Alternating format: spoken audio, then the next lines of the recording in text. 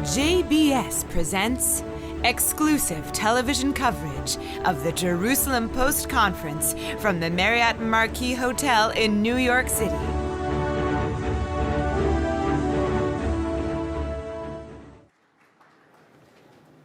Good morning, New York, and welcome to the 8th Annual Jerusalem Post Conference.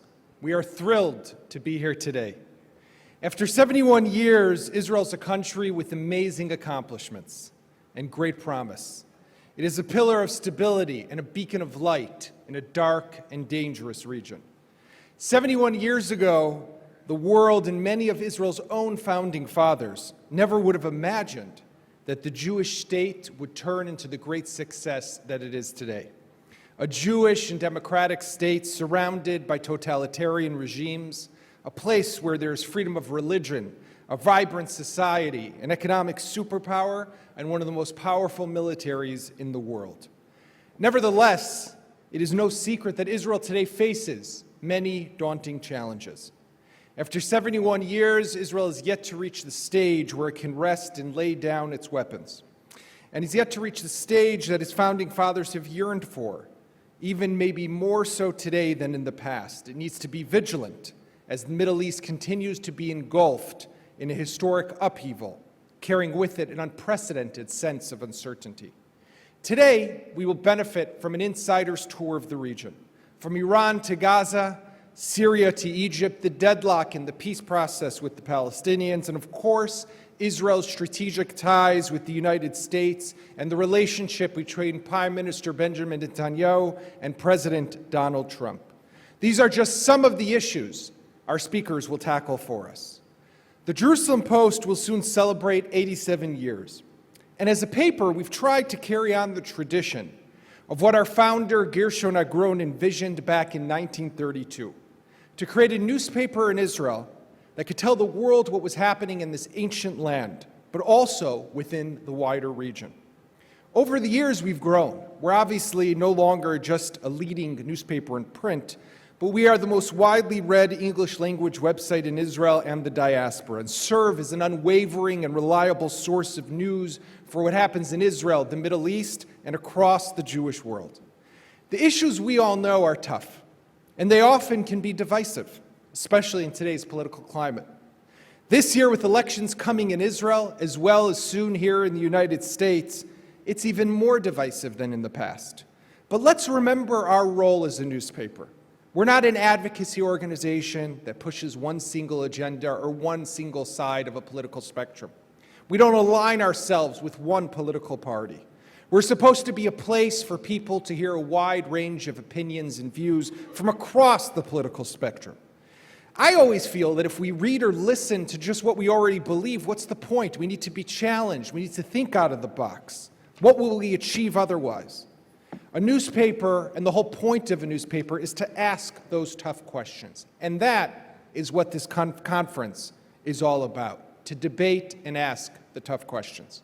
As the primary newspaper for the Jewish world, the Jerusalem Post, I feel, is carrying out its role faithfully. We take the issues at the heart of controversy in the Jewish community and tackle them head on. The role of a newspaper isn't to shy away from those issues, it's to embrace them. At the paper, we've always strived to bring you, our readers, perspectives from across the spectrum, the left and the right. Some you read and agree with, some you can't even begin to imagine. But that's our purpose. Our job is not to tell you what to believe, but is to give you the tools and the information so you can make the educated opinions and decisions on your own. So here's what I ask. Our cardinal rule today is that we be respectful. You don't have to agree with everything you hear, but I ask that you listen and let our speakers speak. That is the purpose of today's gathering. Israel as a story has always marveled the world. It's a tale of an ancient people that returned to its historic homeland, established a state, achieved the impossible, didn't just survive, but it persevered and prospered. At the Jerusalem Post, we are proud to be able to tell you and share with you that story on a 24/7 basis. Before we get started, I'd like to thank our sponsors for today's conference, and last but not least, the two people that make this possible. the Jerusalem Post CEO, Ronit Chassin-Hochman, and of course, Eliazur, our newspaper's owner. Thank you both very much. And with that, I'd like you to sit back and watch this short film about our newspaper.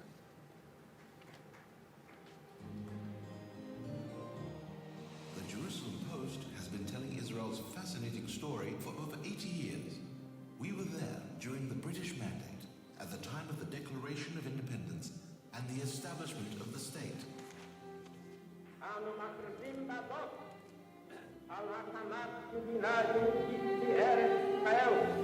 We marched together in war and in peace, at times of sorrow and in joy. We have been there at every moment that has shaped the course of Israel's history. And with every issue, we've established ourselves as one of the most accurate and reliable newspapers in the Middle East. As Israel's amazing story continues to develop, we too decided to expand. We have become a news source for 72 different countries around the world. This continuous development stems from a belief in the importance of a connection between world Jewry and the State of Israel. We have not stopped here. Our English language website is Israel's leading news site with more than 9 million viewers a month. Millions of people around the world view our daily news web broadcast. And our special app, it will accompany you anytime or place you want. In order to help preserve freedom of speech in Israel, we acquired the newspaper Ma'ariv Sof HaShavua, which immediately since its launch has become one of Israel's leading newspapers. And so, from a small paper in a small country, which was founded before the establishment of the state, we have evolved into a media group whose conferences are among the most influential and important in the Jewish world. All of this is both thanks to you and for you, the Jerusalem Post. We are the media group that always has and will continue to accompany the nation. So with that, thank you. It's really time to get started. I'd like to invite Ambassador Dani Dayan, Israel's Consul General in New York, to start us off with some greetings this morning. Dani.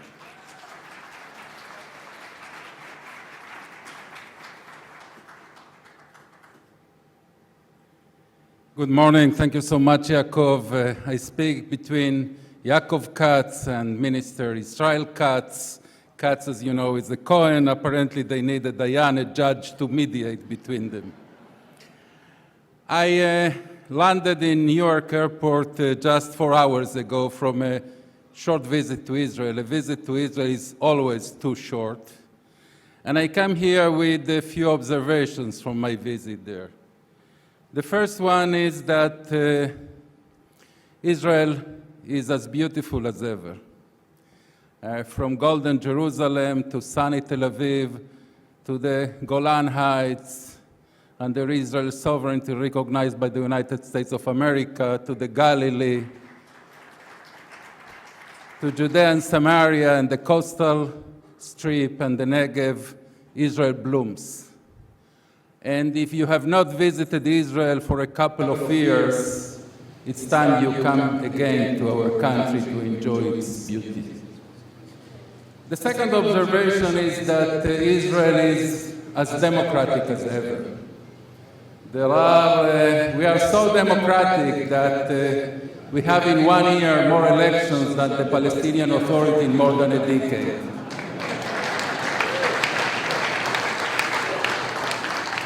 But now seriously, as any democracy, our democracy is also flawed, but I sometimes think when I hear our detractors that Israel's democracy is nothing short of a miracle.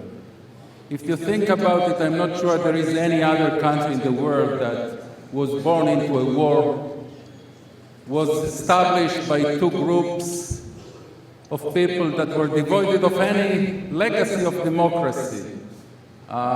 Jews from Eastern Europe, Jews from the Middle East, and nevertheless we built one of the most vibrant, stable, staunch, robust democracies in the world, and we are extremely proud of our democracy.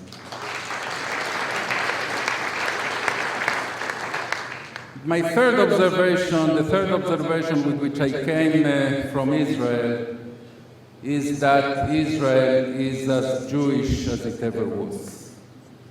We see the cultural expressions of our Judaism, the religious expressions, the national expressions.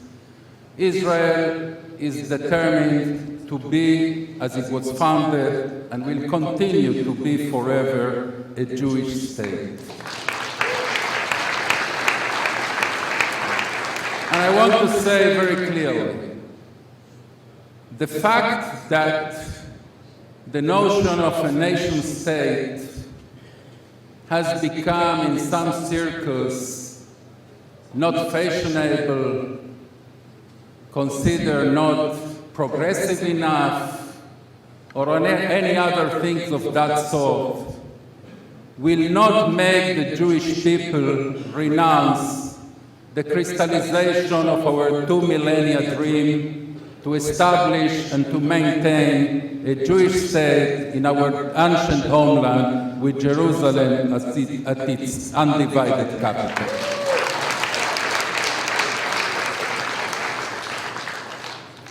Unfortunately, in the last years, even in this country, we see a resurgence of anti-Semitism.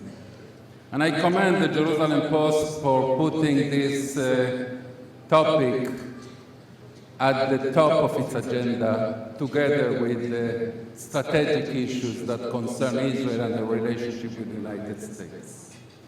And I would like to say in that respect the following. When we say never again, we mean never again. And never again doesn't mean only that another Shoah, God forbid, another Holocaust, Chas v'Chalila, will not happen. We, the Jewish people, will not go back to the days that preceded the Shoah. Will not go back to the days of petty anti-Semitism, quote unquote. Will not go back to the days of discrimination of Jews, will not go back to the days of small pogroms in which only 11 Jews here were massacred, one Jewish lady there. When we say never again, we mean that. And we mean, when we say never again, we mean that we will not accept anymore cartoons in leading newspapers that depict Jews in a demonizing way. We will not accept anymore commencement speeches in universities in this city in which the speaker denigrates the state of Israel. We will not accept anymore that Jews will not be able to go safely to Shabbat services in shuls all over this country and in Europe and in Latin America and other places in the world.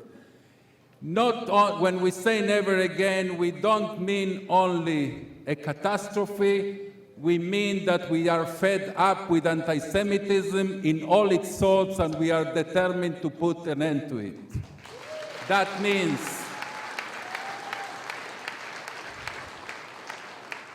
means white supremacist, neo-Nazi anti-Semitism.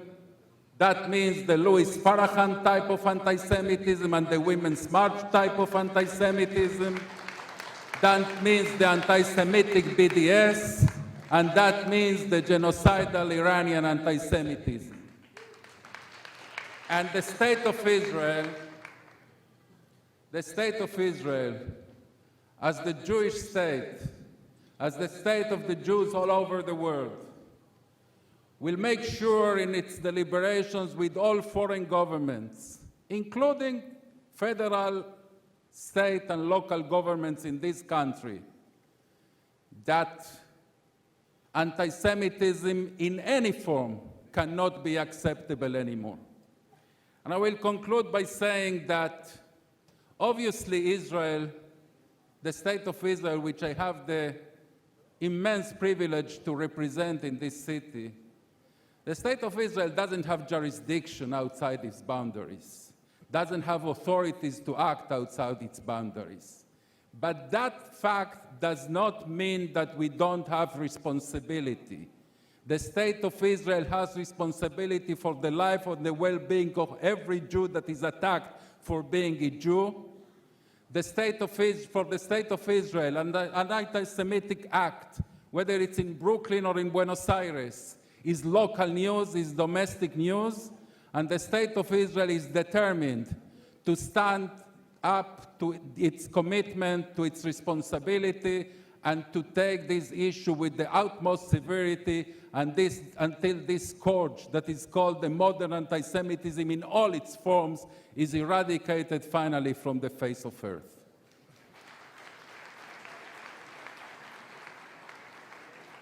I wish to conclude by saying, my friends, that in spite of the tzures that we have, I can assure you that Israel enters its 72nd year of existence stronger than ever, prosperous than ever, with better relations with the world than ever, and probably most important than all, with the strong relationship with this country that we ever had.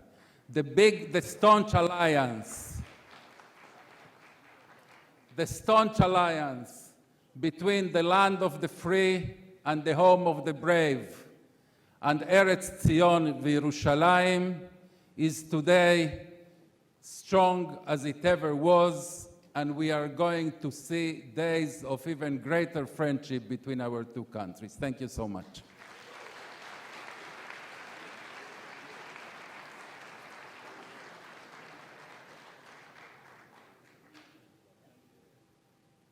Thank you very much, Ambassador Dayan. We're honored to have with us today Israel's Foreign Minister, Israel Katz, who also holds the transportation and intelligence portfolios. Ladies and gentlemen, please join me in welcoming Israel's Foreign Minister, Israel Katz.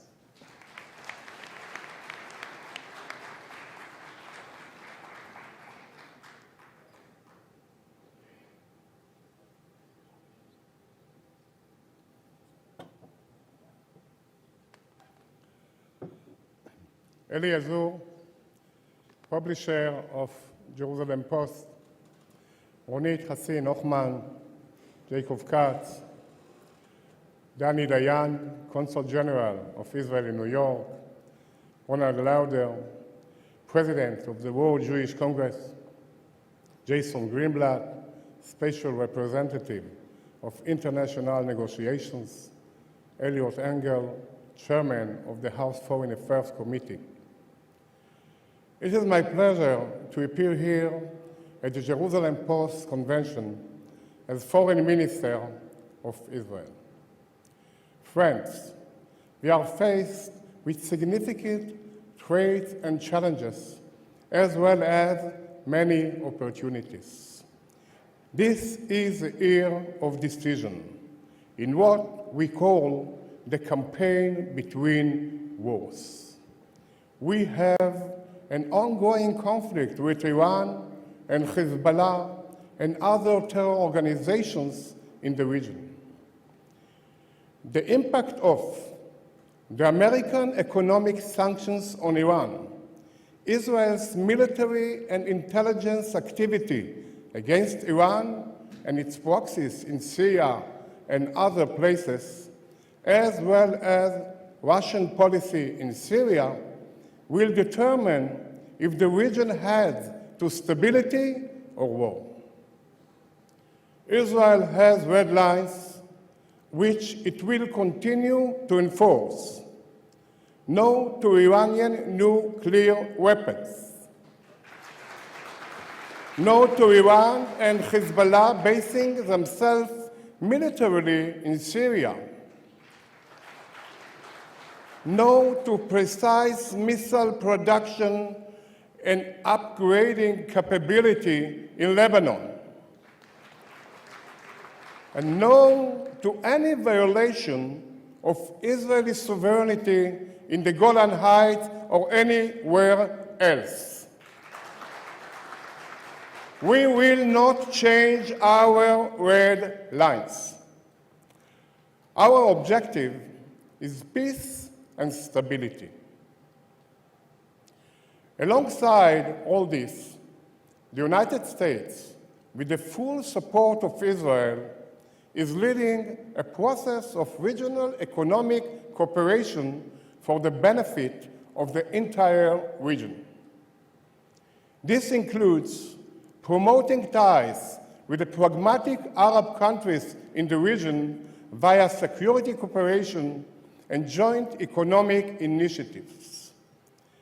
A central part of this effort is the planned Bahrain Peace to Prosperity economic workshop to take place later this month. Israel has a key role to play in this process. Israel, with its experience and capabilities, can participate in this effort and contribute in different fields of interest. Among them, modern technology, energy, innovation, and even transportation. In this context, I'm advancing together with Prime Minister Netanyahu the Tracks for Regional Peace initiative aimed at connecting Saudi Arabia and the Arab Gulf countries, along with Jordan and the Palestinian Authority, to the port of Haifa in Israel by a network of railroad tracks. Please watch the following short video about this project.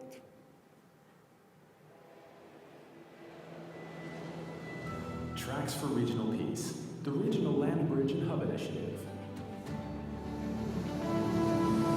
The Regional Land Bridge and Hub Initiative is a groundbreaking rail transport initiative connecting the Mediterranean and the Persian Gulf.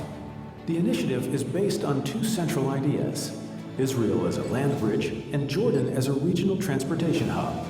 A regional rail network would be used to transport cargo and, in the future, people as well, between the U.S., Europe, and the Mediterranean in the west, and Saudi Arabia and the Gulf states in the east.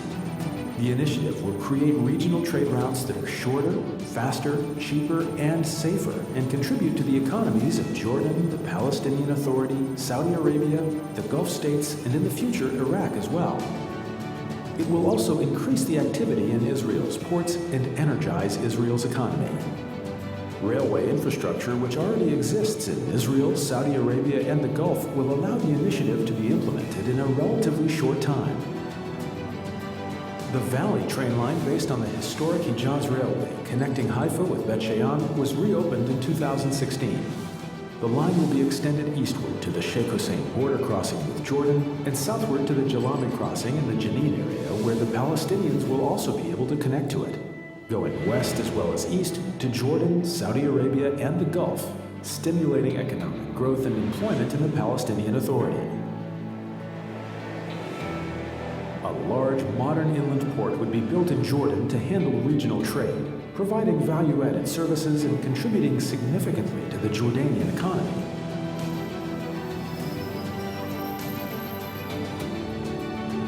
The Saudi railway system already includes a north-south line which connects the Jordanian-Saudi border with the Persian Gulf. The forecasted growth in regional trade is expected to make the initiative profitable within a decade. The main causes for the expected growth in regional trade include the forecasts for renewed rapid economic growth, development of new export sectors in Saudi Arabia and the Emirates, and the reconstruction of the Iraqi economy. The potential trade flows via the land bridge are expected to reach $250 billion by the year 2030, 4 times the current value of the trade handled by Israeli ports. Trade traffic via the Overland Route Railway will also bypass the security threats emanating from Iran and the Straits of Hormuz in the Bab al-Mandab. From a strategic viewpoint, the initiative could strengthen the region's pragmatic camp. Public and private sector collaboration is essential for realizing this initiative, which will change the region strengthen economies, contribute to stability, and promote peace. The Tracks for Regional Peace initiative is necessary, desirable, and possible.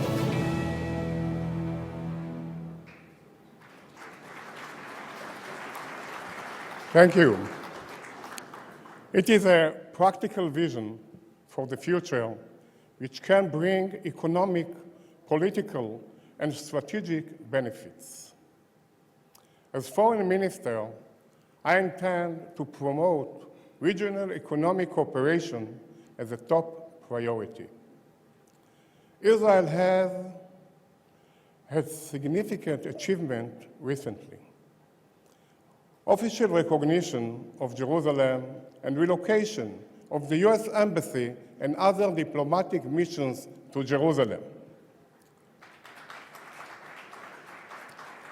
The opening of the skies, including direct flights from the Far East to Israel over Saudi Arabia.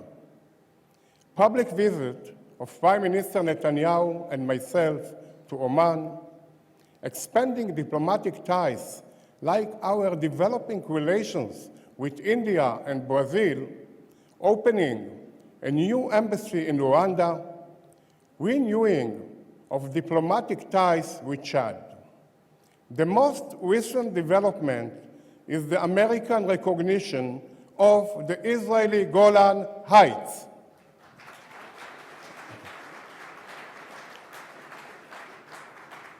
For many of our achievements, we thank our greatest friend and ally, the USA. Israel has no better ally in the world than the United States of America, and the US has no better friend than Israel. We will continue to defend the safety and security of the people of Israel by our own forces against any threat. Israel will also continue to develop, to build, innovate, and expand our foreign relations. This is the story of our miracle state. Thank you very much.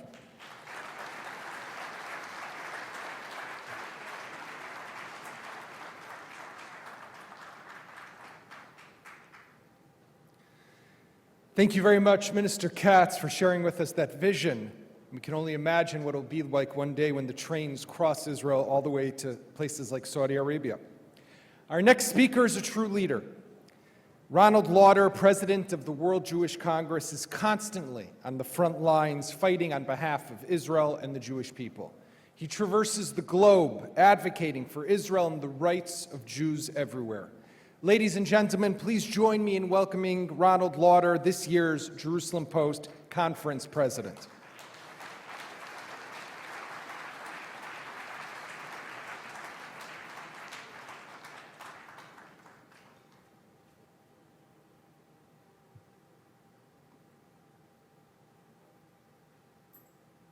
Yaakov, thank you. Before I start, I'd like to wish all the fathers here Happy Father's Day. And to please make more Jewish babies. Thank you all. It's a great pleasure to be back here with you today. But I want to thank the Jerusalem Post for creating this event. But more importantly, I want to thank the Post for its unwavering commitment to providing a clear and concise and honest view of everything going on in Israel, the Middle East, and the world. This is especially critical at this time when much of the world's media shows a distorted and outrageous bias against the world's only Jewish state. To its editors, its writers, and all the people at the Jerusalem Post, on behalf of all of us, thank you.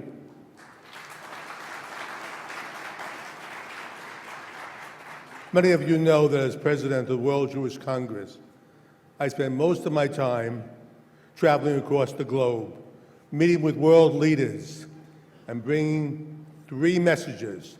First, make sure Israel is safe and prosperous, and vote with Israel. Second, make sure the Jews in your country are safe and free to practice their religion. And whenever and wherever anti-Semitism comes up, stop it in its tracks. Stop it immediately.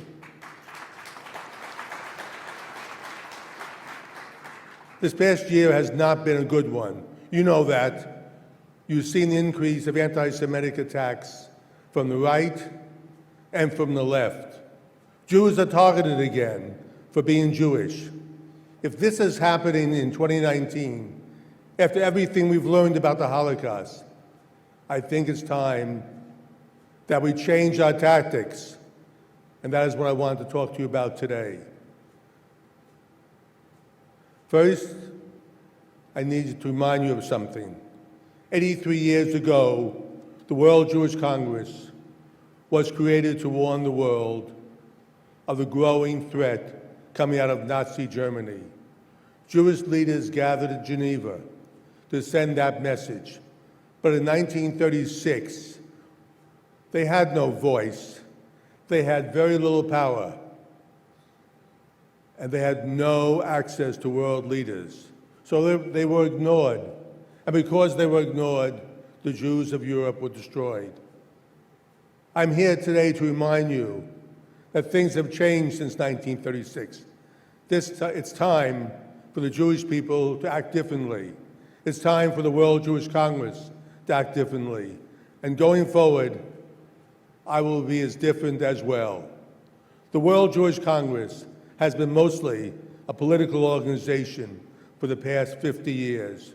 We've held conferences, we've spoken out, we've written op-eds, and all of this has had an impact. But frankly, words haven't stopped this new wave of hatred against our people. Words alone are not enough to change this. I have personally visited over 40 countries in the past 18 months. I've been with prime ministers and presidents in every country, and they tell me, you're right, they agree with me, but neo-Nazis are still marching. Things have to change, and to do this, we have to change. I've learned an important lesson earlier this year, of all places, Bulgaria. Since 2003, neo-Nazis in Sofia, Bulgaria, have staged a march. They honored a Bulgarian Nazi from World War II by the name of Hristo Lukov. It's exactly the kind of march you can imagine. Men in neo-Nazi uniforms with a raised hand salute, shouting anti-Semitic slurs against Jews. The government of Bulgaria could not stop it because of their free speech laws. But this year, the World Jewish Congress went to Sofia, and we helped organize a counter-march with many more people. Jews and non-Jews, good, decent people. Even the president of Bulgaria joined us. We all marched together. And guess what? The world saw that these neo-Nazis were nothing but a fringe group of anti-Semites, far outnumbered by many decent people of Bulgaria. What I'm trying to say is that's how you fight neo-Nazis. You don't allow them to control the streets. You don't let them define our story. You get into the streets. You get into them with men, women, even children of all faiths to show our unity and strength. This is not just a Jewish issue.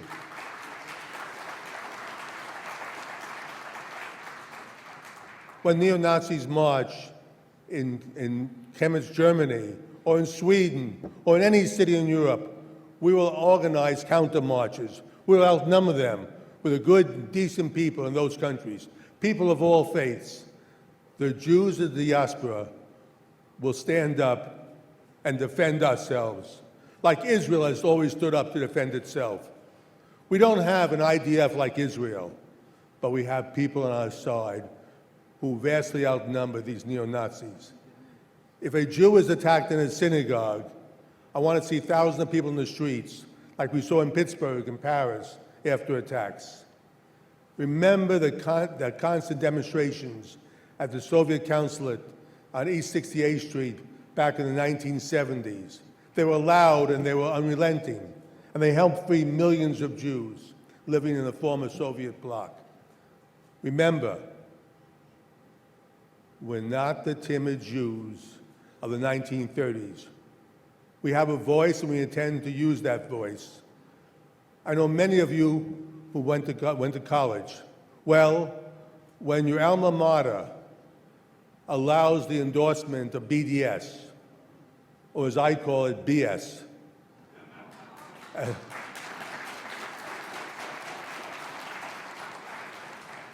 or hires vicious anti-Israeli professors, or don't allow a pro-Zionist speaker on campus, stop sending them money.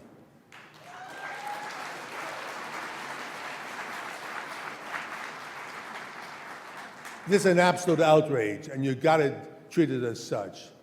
There's not another country in the world that is singled out for this treatment on college campuses.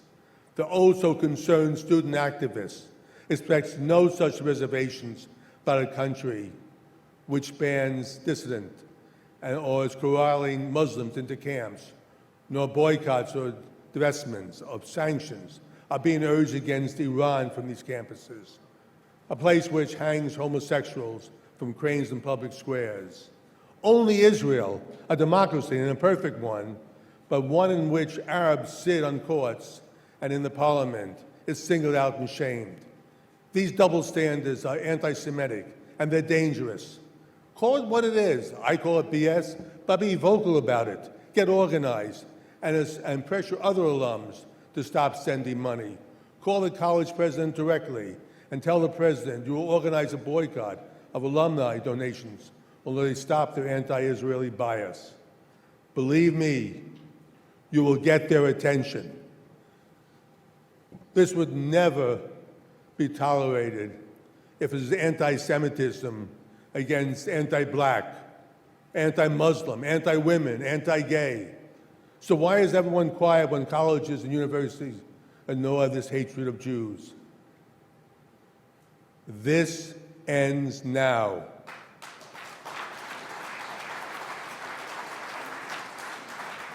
And you, all of you, have to help end it. Do not accept the fiction that criticism of Israel is not anti-Semitic. Of course, legitimate criticism of Israeli policies should be welcome among everyone with a free exchange of ideas.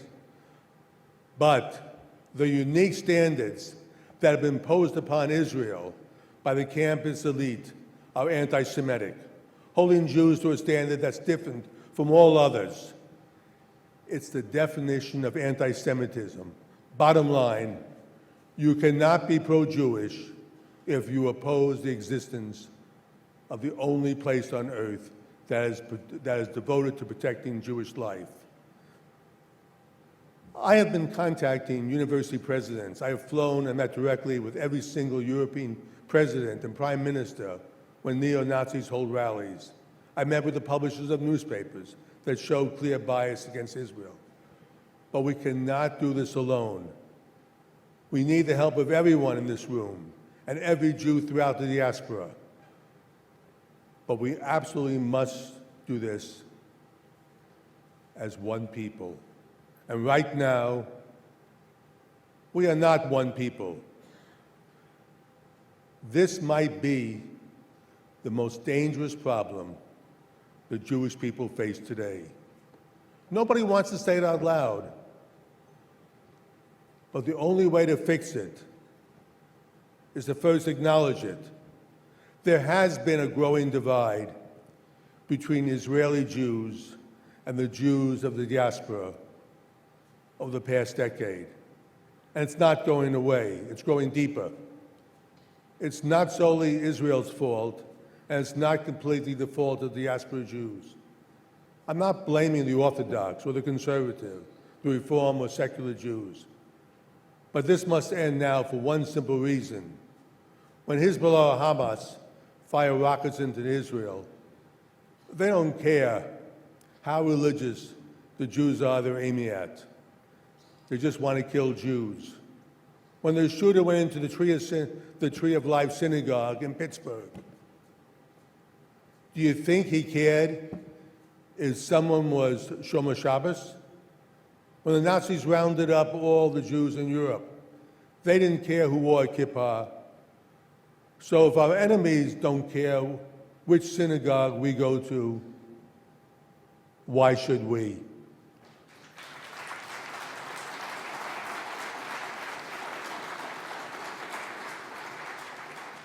We are one people, and we should start acting like one people. I don't care if you're Orthodox or secular. I don't care if you're Sephardic or Ashkenazi. I don't care if you're on the right or on the left. I don't care. If you are Jewish, I want you to be free, to be completely safe. I don't want ever a young boy to be threatened walking down the street because he's wearing a kippah. I don't want an older couple attacked coming out of synagogue. The Jews around the world must step up, and we must act as one.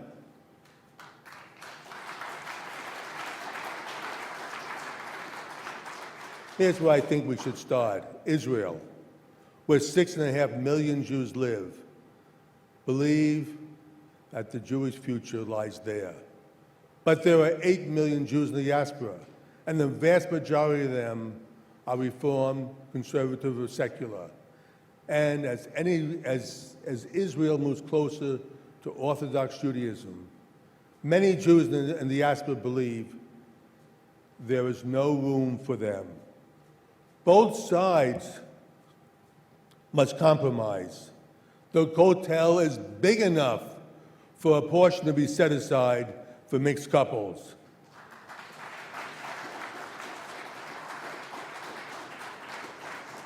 If Jews want to be Jewish and they belong to Reform synagogue, they are no less Jewish than those who wear payas.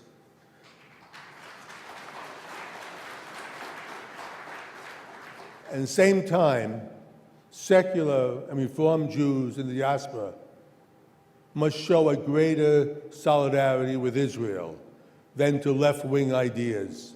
Believe me,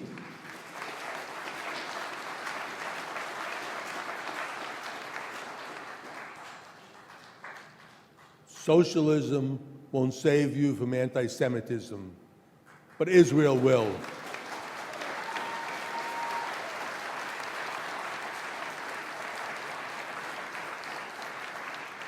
And we must all support that one Jewish state that we have.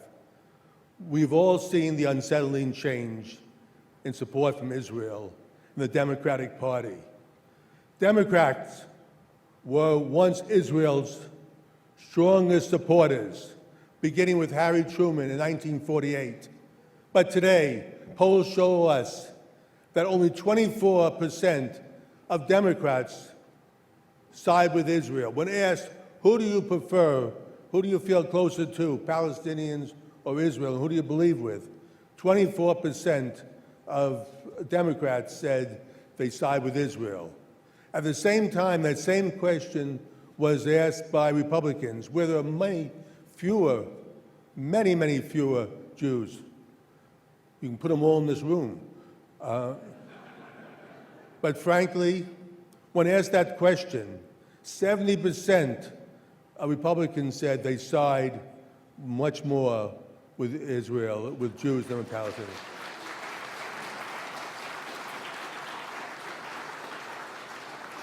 However, most of the presidential candidates in the Democratic Party have seen these polls and have distanced themselves from Israel because they see the base of the party moving away from the Jewish state. How did this happen? When I was growing up, we cared about everything going on in Israel. We cried at their sorrows and we cheered at their victories. But young people today know very little about Israel's history in the diaspora. And we have to let that story be defined and told by people like us, not the people who hate us. This is where Jewish education comes in.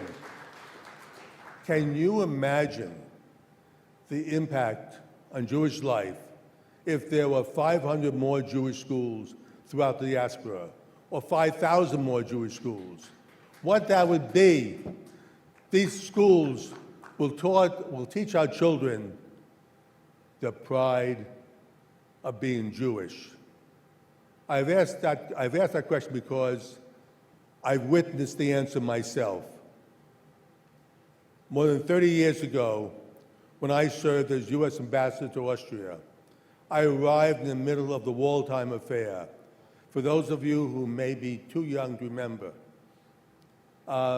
this was when Kurt Waldheim, the former Secretary General of the United Nations, left in shame, when it was revealed that he was not just a practicing lawyer, but he was a real Nazi. It was hidden during the time. But to show the entire world what they thought about it, the Austrians elected Waldheim president. When I arrived in Vienna as ambassador, I was the most assimilated Jew you could find. But Waldheim and the Austrians changed me. I always thank Waldheim and the Austrians for making me Jewish. They changed my life forever. They made me a committed Jew. One day, a Chabad rabbi in Vienna named Rabbi Biederman invited me to come to a kindergarten that he had started for children of Jews coming out of the Soviet Union. I think just to remember, this was the time that Jews were coming out of the Soviet Union, coming to Vienna. Some wanted to go to Israel, some wanted to go to the U.S. The ones who wanted to go to the U.S. were having problems. Ones that went to Israel went there, but a lot of them stayed. And their children were now in the major group in Vienna. And I looked at these children. I looked at their happy faces when I went to this kindergarten. And I saw the happy faces. And they were all excited learning what it meant to be Jewish. Something that was denied to their parents and grandparents. Seeing these faces made a lasting impression on me. And I looked at myself and said, I could have been one of those children. Because of this, I started the Ronald Lauder Foundation and building Jewish schools in Eastern and Central Europe. I picked places where once there were great Jewish populations, were decimated.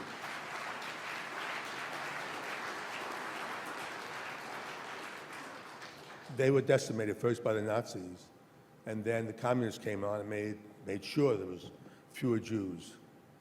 People said I was crazy. They're probably right. But to put my money there, they said there were no Jews left, and the money should go to Israel, where there are Jews. But guess what?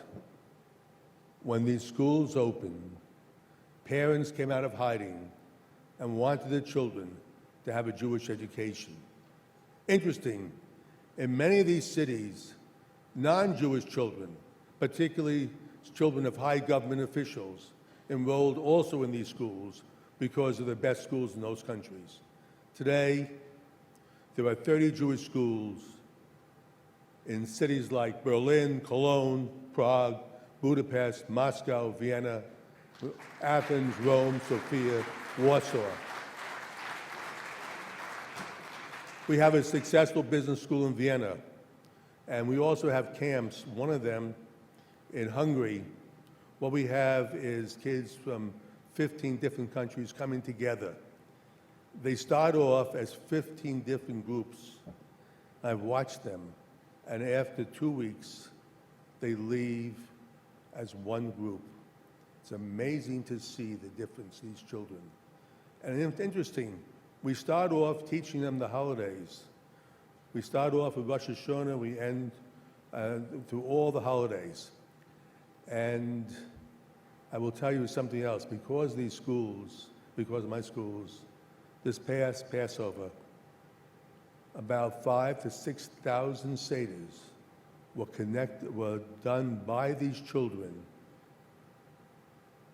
as their parents sat there with tears in their eyes, because their parents never learned, and these children did the Seder, and frankly, asked themselves the question. Today, in these programs, we have something like 10,000 children. And many of these children, by the way, are the children of our first students 30 years ago. And right now, these communities starting to have real Jewish populations. It'll never be the same as it was in these various cities. But you know something? Today, on Friday night, the synagogues are filled. We are training rabbis all over, and they're going, and we have rabbis now in all these cities, and we have different congregations. It's something that I never thought I would see. And the president growing. I must tell you, to me, it means a lot. And I consider it, whatever I've done, the thing I'm most proud of. But I've learned something else. It's not important to teach them all the things of Judaism. It's important to teach them one thing, the pride of being Jewish. If you teach them the pride, it'll happen. Now, we also have something else I want to tell you. We cannot afford to lose one Jewish child. There just aren't enough of us. Our numbers are falling. We cannot afford to lose one. So as I finish, I want you to see a video that was made for the 30th anniversary of my foundation. I showed this film last year, but I want to tell you something else about it. Interesting enough, what I've seen, which is unique, I think, in the schools that are Reformed, conservative, some even secular, what do the kids do when they have their Orthodox friends? They come and they put a kippah on, and they say to them, "We're one people." Look at the faces of these children in what you'll see now. And many of the children are wearing kippahs who are not Orthodox, but they're doing it because they know we're one people. Thank you.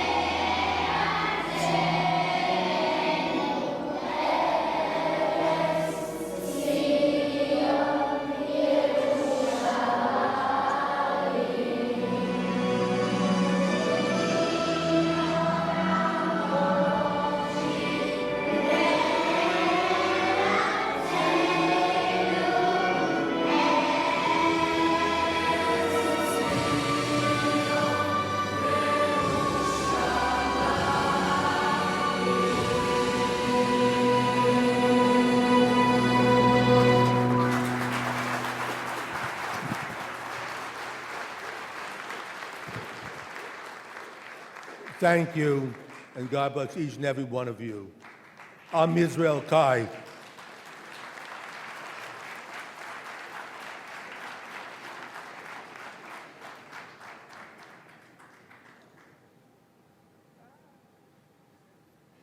Thank you very much, Ambassador Lauder. Israel's many friends on Capitol Hill, but very few of them are as close to the country as Eliot Engel.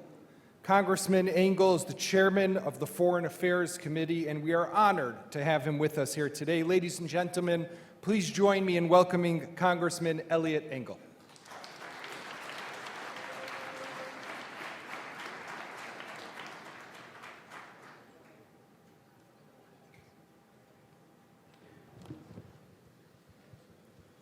Congressman, thanks for being here with us today. We appreciate it. On Father's Day, you told me earlier that there's only one thing that will bring you out of the house, and that's the state of Israel, so we appreciate That's the truth. That's the absolute truth.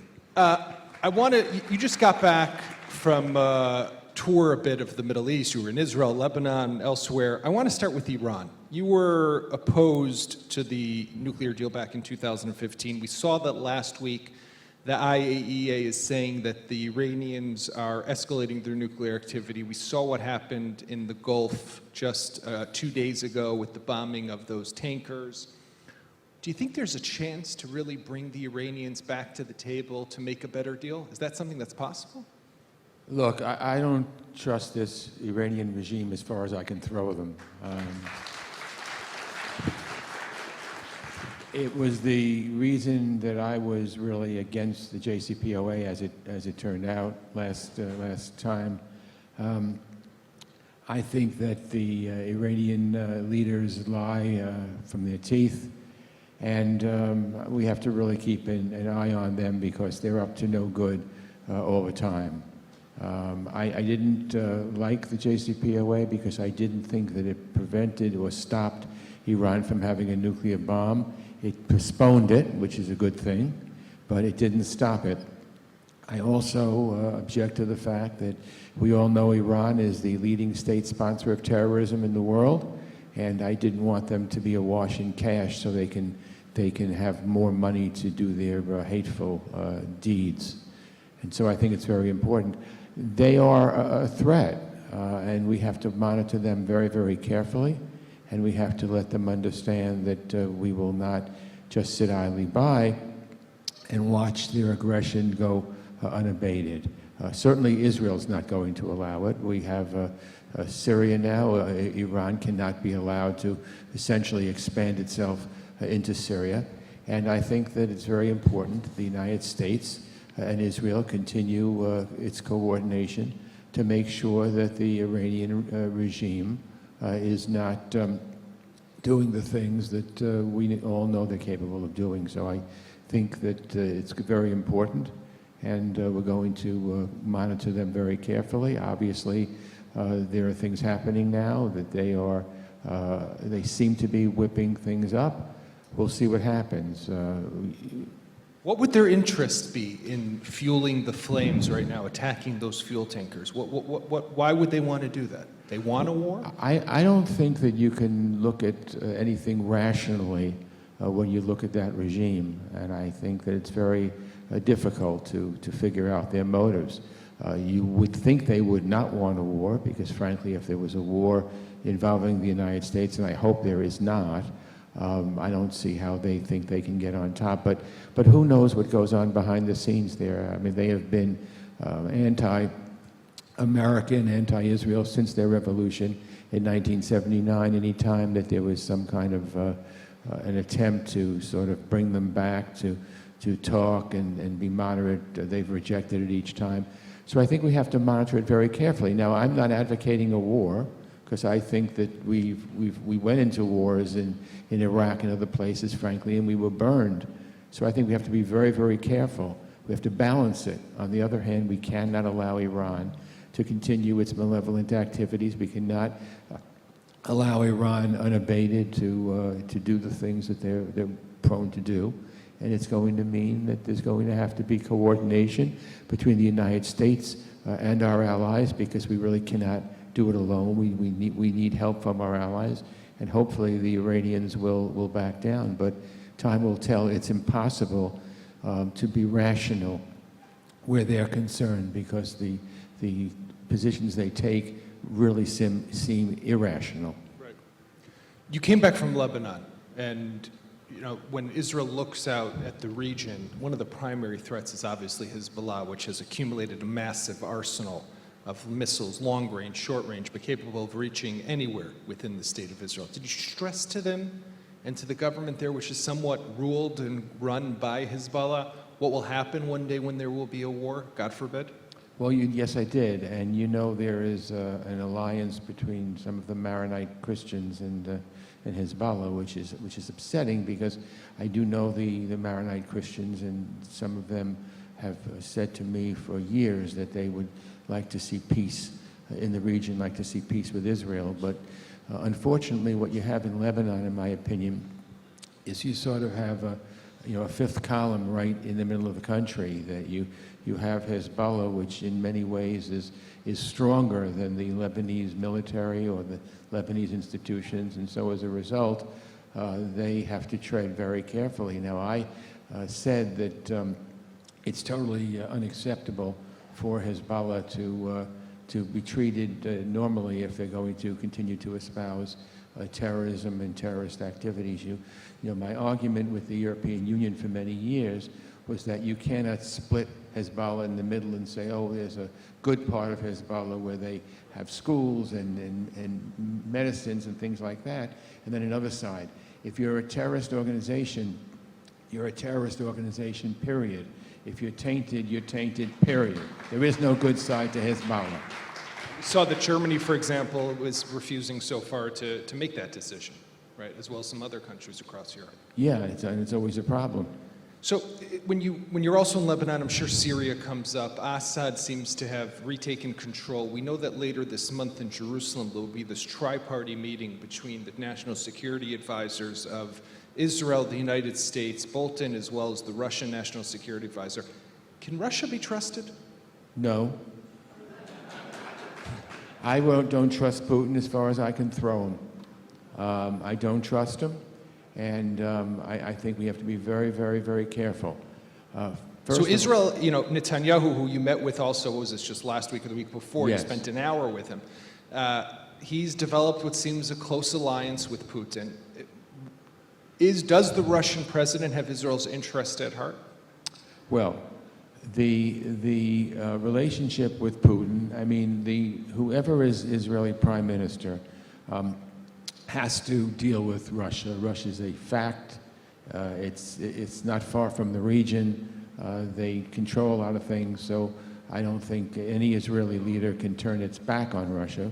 But I think that the Israeli leaders, whether it's Netanyahu or anybody else, understands that Putin is not there to be a nice guy. Putin has what he wanted. He has his base in Syria. Frankly, I think that we mishandled Syria to a very large degree. What's happened there it breaks my heart. You have Assad being the butcher of thousands, hundreds of thousands of his own people. It's just absolutely disgraceful. And when we had the opportunity to really go after him, we didn't do that. The Free Syria Army, many years ago, 5, 6, 7 years ago, came to us, and they were winning on the battlefield, and they asked us for help. And myself and others tried to get that, and we could never quite attain it, because everybody assumed, well, that Assad's going to fall on his own. It's not going to happen. And with Russia there to back him and doing all kinds of things, it's really a problem. But any prime minister has to deal with Russia, not with blinders on, but has to deal with Russia as it is, because it's an important power in that region. But we in the United States should see Putin for what he is. I don't think you can trust him. I don't think anything he says is valid. It's almost like... Sorry. Yeah, go ahead. And did he interfere here in the elections, and are you afraid that he'll interfere in 2020? Oh, there's no doubt that the Russians interfered in our elections, and there's no doubt that they're gearing up again for 2020, as are other malevolent nations as well. China, Iran, I want them all out. I don't want them involved in our elections. You know, we just had elections, as people know, and they didn't end the way that Prime Minister Netanyahu wanted them to. He wasn't able to form a coalition, so we have new elections for the first time in Israeli history on September 17th. Do you think, would you have a word of caution to your Israeli friends? Watch out, Russia might interfere in your elections? Well, I think they already know that. I think they know that. You know, we've been accused of a lot of things, but we've never been accused of being stupid. No, I think they know that, and they're watching for it. But I think it's very important that the United States send a clear message. See, for me, it doesn't matter what candidate the Russians help. I just don't want them helping any candidate. I want them out of the American elections. And I think we have to call it the way it is and tell Putin we're not going to stand for it. Right. So I got to ask you a bit about your party. You're a longtime member of the Democratic Party, and you really are an amazing friend and supporter of the State of Israel, without a question. But we see today what's happening. We see what's happening throughout the party with certain members such as Ilhan Omar, Rashida Tlaib, and others. We saw what happened with the resolution after Congresswoman Omar's comments that were clearly anti-Semitic, I would say. There was an attempt to pass a resolution, and they couldn't just have it focused on anti-Semitism. What do you say to that? What's happening to the Democratic Party? Look, we have to make sure that there is a strong majority to help the State of Israel. Israel is the largest U.S. recipient of foreign aid. There's all kinds of things that were signed under Democratic presidents. I don't think Israel is helped by making it a political football. We have to try to make sure that all sides support Israel. Do we have our work cut out for us? Sure we do. But there are 33 Jewish members in Congress, and 31 of them are Democrats. So I don't think Israel's served by making it a political football. I don't care if I talk to Democrats or Republicans. My message doesn't change. The United States and Israel are strong allies. Israel is the only democracy in the Middle East. I stand with Israel, and we should get people to stand with Israel. And when they're wrong, we should call them out. It doesn't matter what party they're from. And I think that if we do that consistently, we'll be making the right moves in the right places.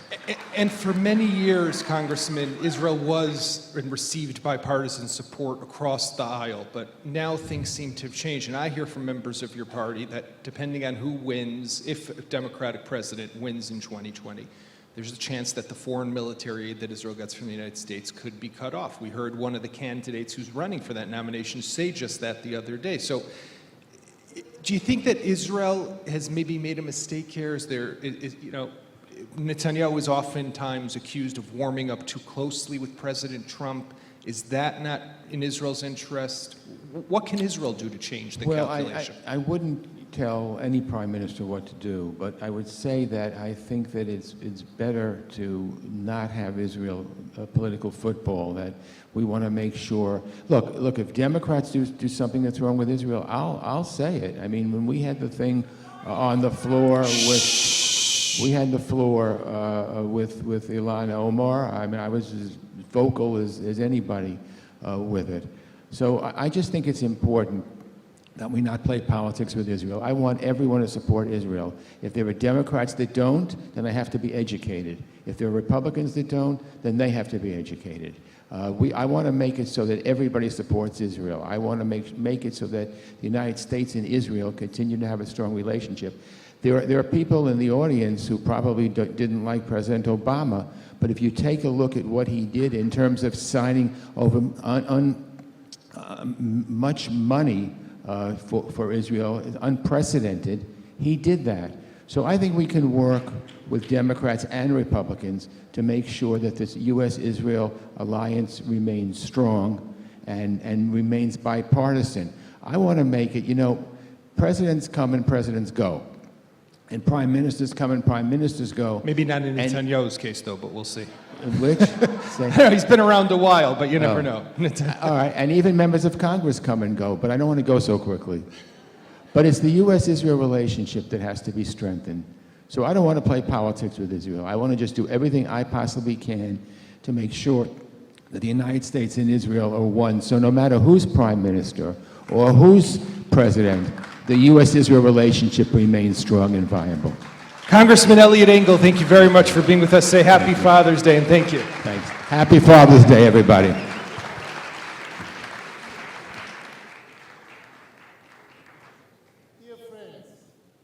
Dear friends, it is a pleasure for me to speak to you tonight from Jerusalem. Jerusalem, the capital of the state of Israel, the heart of the Jewish people. My dear friends, I read the Jerusalem Post every morning. I trust it for healthy and honest debate about the issues that matter here in Israel and for Jews around the world. It is truly the newspaper of the Jewish people. Let me say a few words about the issues that we face today. We are very worried by some of the trends in Israel, in the region, and around the world. Extremism and anti-Semitism are rising. Stability may seem a distant dream. The only way to face these challenges is together. We share values and a belief that cooperation and mutual respect will overcome hatred and terror. Friends, enjoy your evening. I look forward to seeing you all in Israel very soon, even at the President's house in Jerusalem. Shalom. Shalom to all of you, and God bless. For a young, dynamic country, 20 years is a significant period of time, which can become a catalyst for a brighter future. But how do we maintain our entrepreneurial and technological leadership 2 decades from now? The Israeli Relocation Plan, KKL-JNF Building the Land of Tomorrow, offers a detailed vision of an intra-Israeli relocation of 1.5 million residents to the Negev and the Galilee. The plan will bring new life to the peripheral areas and turn them into high-tech and innovation hubs. The investment in the Galilee will create an Israeli Silicon Valley, attracting leading high-tech, industry, and research personnel. In the Negev, selected professionals will be incorporated into the development of cyber development zones. With this new plan, the employment market will offer special benefits to employees and a profitable opportunity to employers. Innovative housing solutions will help the expansion of existing residential areas, as well as the creation of new ones, and lead to a dynamic leasing market. The plan will develop and invest in the next generation with an array of quality education institutions. The development of advanced infrastructure and transportation will connect the peripheral areas to the center and make them more accessible. This way, the Negev and the Galilee will become blooming, empowering centers of innovation in just 20 years. So, what will 90-year-old Israel be like? With the KKL-JNF Israeli Relocation Plan, Israel 2040 will be exciting, innovative, and strong.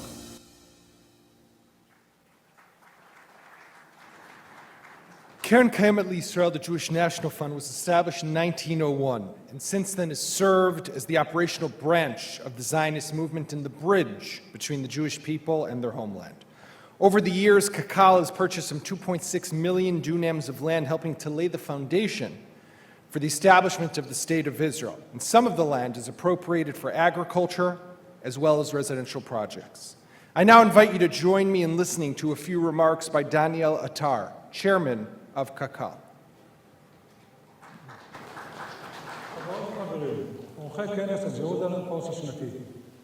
לפני מספר שבועות ציינו 71 שנים להקמת מדינת ישראל. למעלה מ7 עשורים של בנייה, זריעה והגשמת חלומות. בכל שנה מחדש אנו מציינים בגאווה, בעולה בהשתאות את הנס שהוגשם בהרבה מאמץ והקרבה גשמית והביא לתקומה מחודשת של עמנו אחרי 2000 שנות גלות, השמדה וחורבן. חלקה של הקרן הקיימת בישראל בהגשמת החלום הציוני הינו עצום. אני בהחלט סבור שללא תרומתה של יהדות התפוצות, המאמצים המדיניים האדירים, התמיכה הכלכלית והרוח הציונית המפעמת בכם, הפלא הזה בו אנו חיים, המדינה הקטנה, המחדשת והצומחת, הייתה מתקשה לקום. אנו אזרחי ישראל חייבים לכם, אחינו בתפוצות, חוב עמוק. לצערי, אנו עדים לאחרונה לגל מדאיג, כתם שחור שמרחף מעל אחינו היהודים בתפוצות, מצפון אמריקה ועד אירופה. קהילות שלמות שמרגישות שהחיים השלווים שלהם ותחושת הביטחון האישי משתנים לנגד עיניהם. מי היה מאמין שבמעצמה שהכריעה את מלחמת העולם השנייה יהיו מעשי שנאה כנגד יהודים? הפיגוע הבזוי שאירע בפאווי קליפורניה ובפיטסבורג אשתקד רק מוכיחים שעלינו לעמוד איתנים יחד. דווקא בימים טרופים אלה של אנטישמיות גואה, חוסננו טמון בערבות ההדדית. כעת, כשקק"ל מתקרבת לשנתה ה-120, אנו מביטים אל העתיד, מציבים את היעדים שנוביל אליהם בעשורים הבאים, ושיהיו תרומתה של קק"ל לחיזוק המדינה כבר עכשיו, ותרומה גדולה גם לדורות הבאים. כחלק מכך, קיבלה קק"ל החלטה אסטרטגית להוביל את תוכנית Moving to the Land of Tomorrow. רילוקיישן ישראלי, קק"ל בונה את ארץ המחר. תוכנית זו נועדה להביא את הגליל והנגב למרכז הבמה. אנחנו מאמינים שאפשר להוביל מהלך אסטרטגי לחיזוק איתנות מדינת ישראל דרך טרנספורמציה לאומית חדשנית אמיתית. על מנת לשנות את המשוואה הנוכחית בה הפריפריה אינה משתתפת דייה בפריון הלאומי הטכנולוגי, עלינו להפוך את הנגב והגליל למחוללי שינוי אמיתיים. במסגרת התוכנית הזו הצבנו יעד ליצירת שינוי חברתי באמצעות הבאת 1.5 מיליון תושבים חדשים לנגב ולגליל עד לשנת 2040, להפיח חיים חדשים באזורי הפריפריה ולהפוך אותם למוקדי הייטק וטכנולוגיה מתקדמים שימשכו אליהם תושבים חדשים מן הארץ ומהעולם. ההשקעה בגליל תוביל לפיתוחו של עמק סיליקון ישראלי שימשוך אליו אנשי הייטק, תעשייה ומחקר מובילים. בנגב השתלבו בעלי מקצועות נבחרים בפיתוח מתחמי הסייבר. באמצעות התוכנית יציע שוק העבודה החדש תנאים מיוחדים לעובדים והזדמנות משתלמת לחברות ולמעסיקים. פתרונות מגורים מגוונים וחדשניים יובילו לעיבוי יישובים קיימים וערים קיימות. התוכנית תשקיע ותפתח את דור העתיד באמצעות מערך מוסדות חינוך ברמה גבוהה וחלוקת מלגות לסטודנטים. הקמתם של מערכי תשתיות ותחבורה מתקדמים תחבר ותנגיש את אזורי הפריפריה השונים למרכז הארץ, כמו גם לקהילה העסקית הבינלאומית וליהדות התפוצות. כך יהפכו הנגב והגליל למוקדי חדשנות צומחים ובעלי השפעה מעצימים בתוך 20 שנה בלבד. קק"ל תהווה הקטר שימשוך אחריו את כלל הגופים הרלוונטיים במדינה להגשמת התוכנית הזו. משרדי הממשלה השונים, קמפוסים ואוניברסיטאות, מעסיקים ומתיישבים, ותשנה את פניה של המדינה כפי שעשינו מאז הקמת הציונות, את הפרחנו את השממה. אנחנו לא רק נציב יעד, אנו נבצע ונהיה אינטגרטור אופרטיבי למימוש התוכנית. בדיוק כפי שאבותינו הכשירו את הקרקע ובנו יישובים חדשים. אני מאמין שהיכולת לשמור על הבית הלאומי שלנו כעוגן יציב טמון במימוש ערכי הציונות במגוון תחומים בהתאם לאתגרי החברה הישראלית והעם היהודי, ושלצורך ביסוס הצלחתה והישגיה של מדינת ישראל גם בעתיד, עלינו לפעול לחיזוק גבולותיה החברתיים של המדינה ותושביה בפריפריה החברתית והגיאוגרפית. אני יודע שמדובר במשימה לא פשוטה. אתגר שמחייב אותנו להסתכל קצת מעבר, לחשוב, להעז ולחלום על המחר. אבל זהו אתגר שאנו יכולים לממש בדיוק כמו שעשו אבותינו מקימי המדינה. את מדינת ישראל הקימו היהודים שעלו ארצה, נלחמו וחלקם אף שילמו בחייהם על כך. אך בדיוק כפי שאז היה הכרח בתמיכתם של אחינו בתפוצות בכדי להשלים את המשימה ולאפשר למדינה שקמה תמיכה מדינית וכלכלית, כך גם היום אנו זקוקים לכם כדי לעמוד יחד איתנו ולהצליח במשימות הנוכחיות העומדות בפני הציונות. יחד איתכם ובתמיכתכם נוכל לבצע גם את המשימה החשובה הזו של הפיכת הגליל והנגב למוקדי כוח טכנולוגי מתקדמים, ויחד איתכם נוכל להמשיך, להעצים, לחזק ולהצעיד את מדינת ישראל קדימה.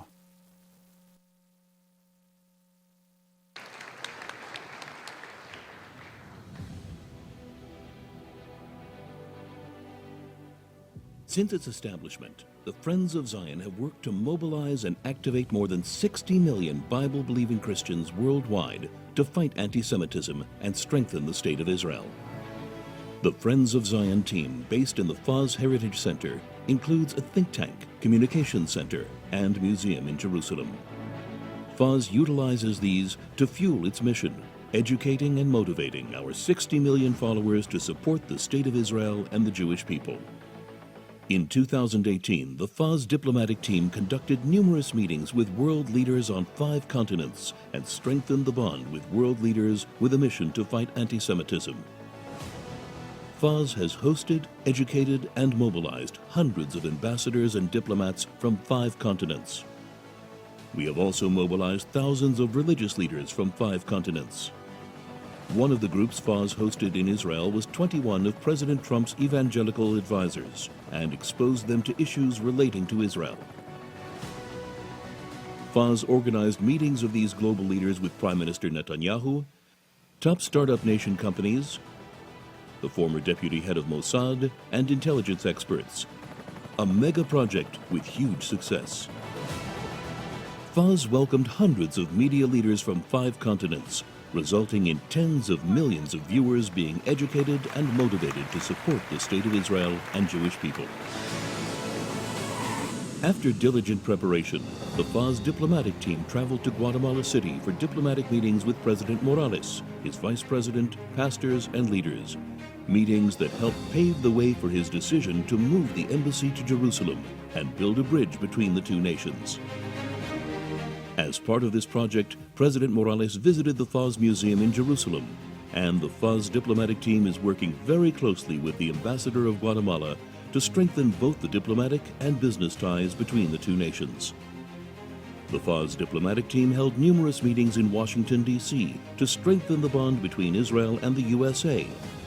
We met congressmen, senators, White House officials, which resulted in numerous joint projects. On May 13, 2018, Faz launched an initiative to honor the move of the embassy and motivate the 350 decision-makers, congressmen, senators, Treasury Secretary Mnuchin, and senior advisors to the President, Jared Kushner and Ivanka Trump.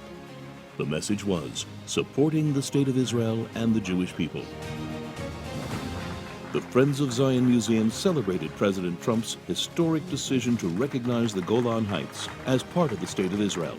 In honor of this decision and many others which strengthened the U.S.-Israel relationship, the Friends of Zion honored the United States ambassadors to Europe who had taken part in the Trump administration's initiative to combat the global surge of anti-Semitism by participating in the March of the Living and visiting the State of Israel. On May 14, 2019, Faz celebrated the annual Night of Heroes, commemorating the 1-year anniversary to the opening of the U.S. Embassy in Jerusalem. Along with Prime Minister Benjamin Netanyahu, United States Ambassador to Israel David Friedman, Chief Rabbi of Israel David Lau, and many other decision-makers from all around the globe. As a result of success of the Faz strategy, planning, and execution, and the growing needs for fighting anti-Semitism and defending the State of Israel and the Jewish people, we need to do more. Faz will create a think tank to identify, map, and prioritize the needs. Our diplomatic team will brief, motivate, and host world leaders. The Faz Educational Academy to educate millions online. A media and communication center, broadcast and influence the world. The museum will continue to host heads of state, schools, security, tourists, diplomats, and guests. The goal is a safer and prosperous future for the State of Israel and Jewish people. With you, it can become a reality. The new wars of the 21st century are media wars, ideological wars, and economic wars. Israel cannot win them alone, and Faz will stand with her.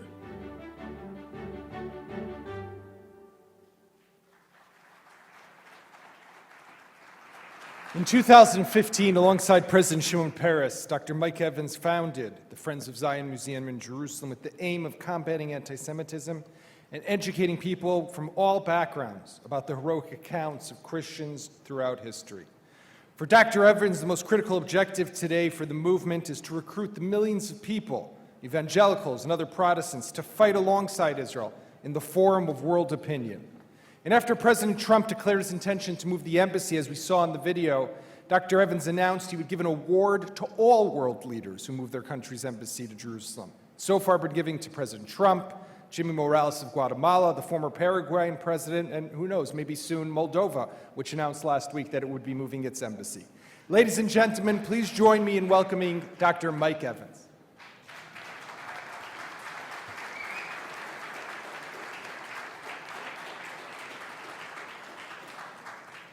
Thank you so much. It's great to be here. And I'll tell you, the first thing I want us to do is I want us to thank, in my opinion, the greatest president in American history for the state of Israel, Donald J. Trump. Mr. President, we thank you for all that you've done for the state of Israel and your administration. God bless you.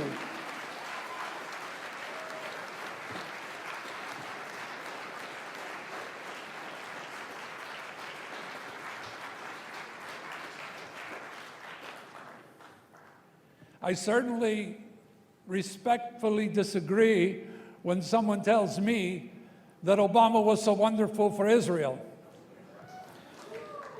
The dumbing down of America has all began in the name of political correctness. At the heart of liberalism is a belief that evil really doesn't exist. People are basically good. And thus individuals cannot be held accountable for the work they do, the evil they do, the wrong they do. The liberal tactic is it's better just to talk with people, since we are basically all the same and reasonable at heart, rather than bring criminals to justice or fighting to stop those committing those crimes. The liberal left has convinced America and Israel that the war on terror cannot be won through military action, and is attempting to fracture our will to even win it. Secular humanists make excuses for evil, or worse, deny it exists and tolerate it by refusing to confront it. The liberal left kills the soul. The terrorists kill the body.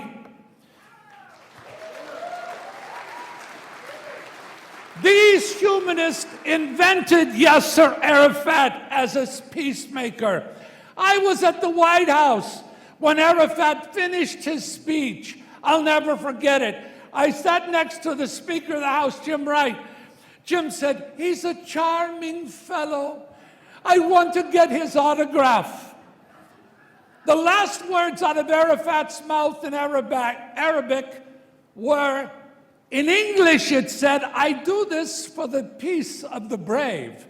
But in Arabic it's for the blood of the martyrs.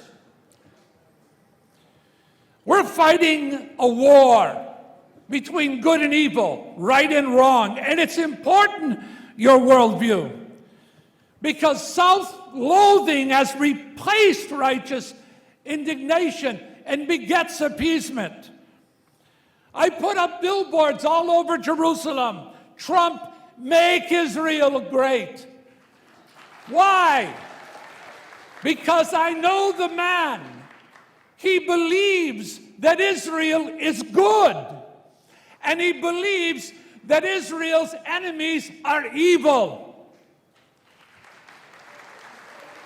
There's someone else that has the same worldview, Benjamin Netanyahu.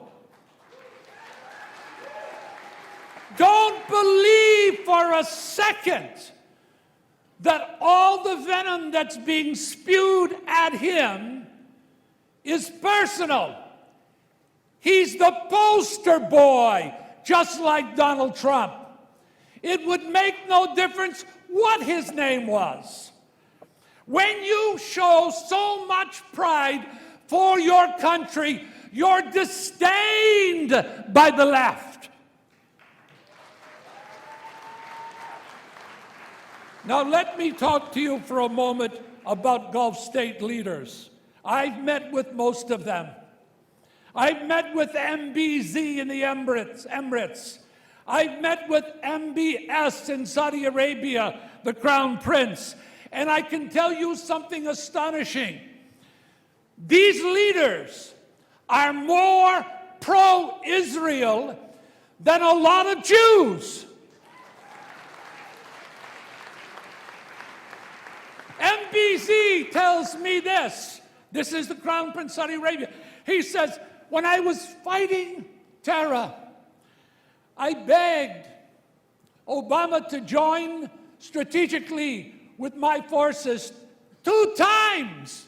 We fought the terrorists. He didn't show up with his team. And I had 20 suicide bomber cars. No team. He said, a ship is coming. Iranian missiles. I tell the general, come on, you have to stop it. Come on, you have to stop it. Finally, it stopped. I'm so happy. I say to the general, please thank President Obama. He said, whispered to me, no, President Obama did nothing. Benjamin Netanyahu called and said, you have 24 hours to take it out, or Israel will take it out. This is the Crown Prince of the Emirates. I can tell you this, when I met with the Crown Prince of Saudi Arabia, I said to him, what do you think of Jews and what do you think of Christians? I like them both. Tell me why. Because my mother was one. I said, what are you talking about? My father's house director, he said, who raised me, was an Ethiopian Jew evangelical. Wow. Now I can tell you this, in 2.5 hours, the stuff that I heard from the Crown Prince was so astonishing towards Israel that I had to brief the White House and the Prime Minister. Absolutely would blow your mind if you know what this man is thinking. He said on that one statement, I said, what can the Palestinians do? He said, oh, it's simple. They need to copy Israel. Copy Israel, that's all. I can't talk about a lot of the things, but I want to bring up a rabbi right now, Goldstein. I was just with him in San Diego. Our team provided the security for his synagogue 24 hours a day. But I said to Rabbi Goldstein, Rabbi, talk to me about the shooter. He said, Mike, the shooter posted everything.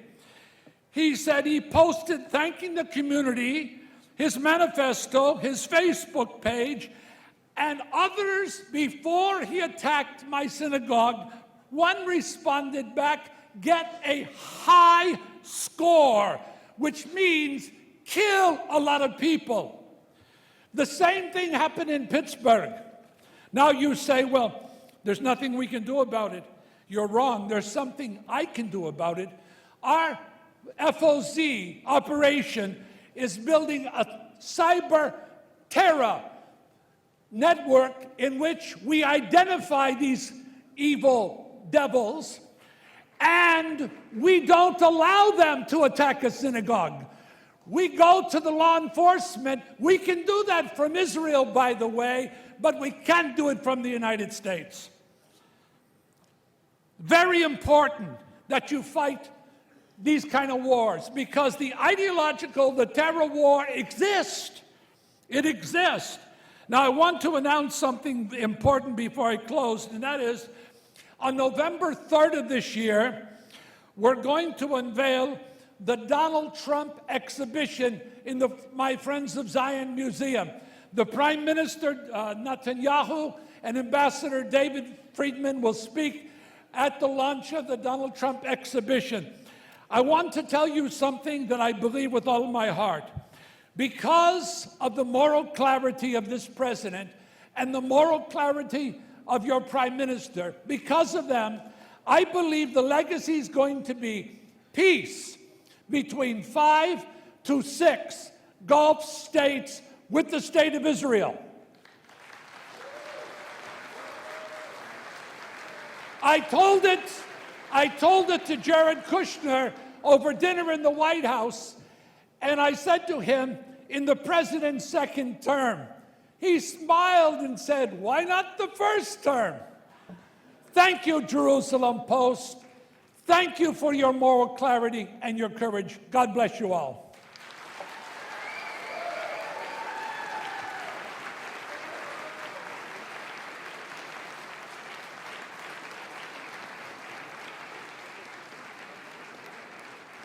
Thank you very much, Dr. Evans, for that really passionate speech. That's maybe the understatement of today. In January 2018, Chelsea Football Club, and to those here who don't know, football is what they call soccer around the world, announced a campaign to raise awareness and educate players, staff, fans, and the wider community about anti-Semitism in football. This has grown into a global operation that just a few weeks ago brought the club, which is really one of the most famous and prominent and the best in the world, to Boston to play the New England Revolution soccer team, with proceeds going to the fight against anti-Semitism. It's our pleasure to have with us today Bruce Buck, the chairman of Chelsea Football Club, who'll be interviewed on stage by Steve Lindy, editor of the Jerusalem Report. Mr. Buck.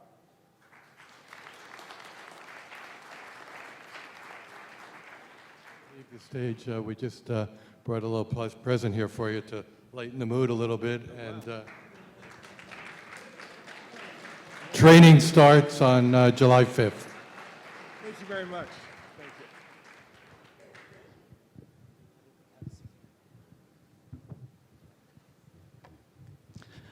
you. Bruce Buck, chairman of the Chelsea Football Club. We're going to talk about your campaign against anti-Semitism. Good morning to you all. But first, I'd like to talk to you a little bit about some breaking news. Chelsea's head coach, Maurizio Sarri, apparently has quit the club. Can you tell us a little bit about that? I'm not sure people on this side of the Atlantic really care a lot, but our manager has decided to return to Italy, where he comes from. He has elderly parents. I guess you might say he's a little bit homesick, and we agreed that he can cut his contract short, and he's going back to Italy immediately, and he's got himself the best job in Italian football as manager of Juventus. Well, you'd be surprised how we wish him well, how many football or soccer fans there are in our audience and watching live stream. How does an old American like you get involved in one of England's top soccer clubs and become its chairman?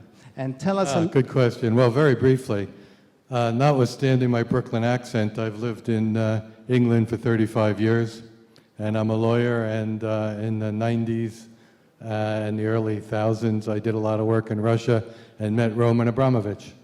And in 2003, when he decided to buy Chelsea Football Club, the firm I was working for at the time, Skadden Arps, did the legal work. I didn't do the legal work, but like a good lawyer, I took credit for it. And the next thing I knew, I was chairman of Chelsea Football Club, and here we are today. Tell us a little bit about the campaign against anti-Semitism that you spearheaded together with Roman Abramovich, and how effective has it been? Yeah, well, first of all, I think it's worth mentioning that the power of sport, and particularly the power of football, soccer, in Europe is enormous, and it really gets people's attention. So when football clubs talk, their fans and other football fans listen. About a year and a half ago, Mr. Abramovich mentioned to the board of Chelsea something we all noticed, which was that there had been a rise of anti-Semitic events around the world, in France, in the UK, the US, etc. And maybe there was something that we as a football club could do to help try to solve the situation. And in January of 2018, we started the Say No to Anti-Semitism campaign. It's going to go on indefinitely. We've had lots of events in England, and in the U.S. We're thinking of trying to partner with other sports clubs around the world to sort of 1 and 1 makes 3 kind of a situation. I think Yaakov mentioned the match that we played against the Boston Revolution on May 15th. What was the purpose of that match and what came out of it? I think the match had 2 purposes. One was to raise some money that we could put into these projects, and we raised about $4 million. About half of that was contributed by Mr. Abramovich and Mr. Kraft individually. And the second thing was really awareness. We think that an important part of helping to solve anti-Semitism is education, education, education. So as we build awareness and have education projects, we're hoping to make a little dent in this enormous issue. Among other things, you took the Chelsea team, I remember because I was there, to March of the Living last year. What kind of effect did that have on the team, the players themselves, and on your view of anti-Semitism? Yeah, we took, we visited Auschwitz 3 times now. We've been to the March of the Living twice, and we took 175 fans to Auschwitz when it wasn't a March of the Living, all as part of the education. But the first time we went, we took 4 young players who were 16 or 17 years old. And we hired a young woman to not only talk to them about Auschwitz and the Holocaust, but really to talk to them about World War II and to put it in the right kind of perspective for them. And we know for a fact that they're unbelievably, well, overwhelmed is the right way to put it. They came back, they've talked to their parents, they've talked to other friends. It's been a subject of discussion amongst our young players. We've also had a Holocaust survivor talk to our men's first team. We've had a different Holocaust survivor have time with our women's team. So these are all things of, trying to build awareness and educate people. Do you think other sports like American football around the world could adopt your model and be as effective? I don't see any reason why not. What then is your future vision for Chelsea and for your campaign against anti-Semitism? Yeah, I think we just keep going. It's not like it's a 1-year project or a 2-year project. We keep doing as many kinds of projects as we can.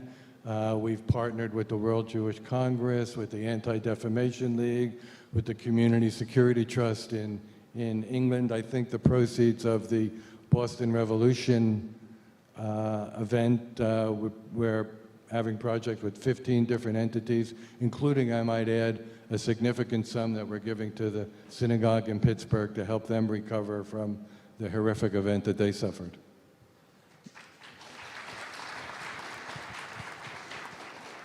I've personally attended football matches in England, and there's a lot of chanting that is racist at its worst, and sometimes even worse than that, and certainly Islamophobic and homophobic and all kinds. And anti-Semitic, yes. And you're for inclusion and bringing people together.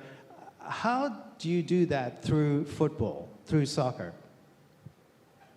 How do you stop these fans, especially the hooligans, from shouting out racist Jewish? Well, I'll give you a little example, okay? If someone says something in the stadium, yells out a racist chant, historically we would just ban them from the stadium for a year or 5 years or 10 years. And now what we do, depending on the severity of the incident, is we say, we'll let you back in the stadium, almost immediately, but first you have to go through an education program. Because we believe that the way we used to do it, if we banned someone from the stadium for a racist or anti-Semitic chant, we felt they were racist or anti-Semitic for life. We had made the situation worse. They weren't going to recover. Whereas we now believe that if we can educate them and show them where they went wrong and get them to admit where they went wrong, then we can bring these people back into society and maybe change things. So, Thank you. so as we wind down, perhaps there's a lesson in this for all of us. Instead of isolating people, engaging in them and trying to educate them. Oh, definitely. I mean, that's our view, and that's what all our programs are aimed at. Let me just ask you about Roman Abramovich. I mean, he made Aliyah last year. I believe he's now the richest man in Israel. And that I don't know. what role does he play in this whole? Was this all his idea? Yeah, I think it was all his idea, and we're here in all our projects implementing it. But it's not like he just gave us the idea and then went back home. He's intimately involved in understanding what our projects are, making suggestions as, why don't you do this, why don't you do that. He's very interested in the results of some of our projects. So I guess I would say he's intimately involved in this whole anti-Semitism effort that we're putting forth. Well, all I can say is kol hakavod, well done to you and Chelsea and Roman Abramovich. Keep up the good work, and thank you so much for being here at the Jerusalem Post Conference. Thank you, Steve.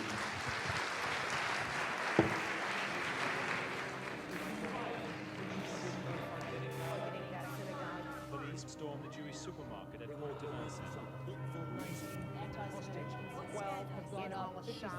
hostages. I never thought it's a very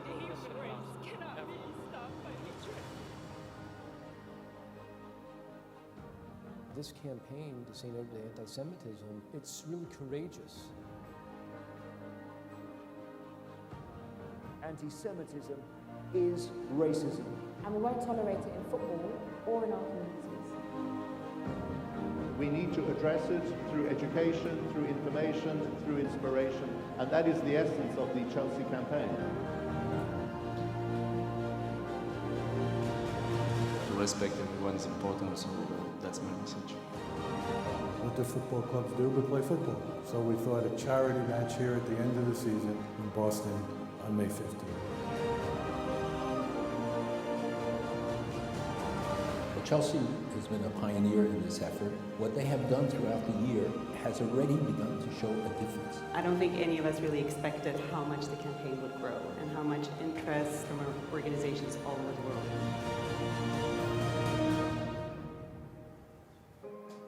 There is still a lot of hard work to achieve. We should not hate each other.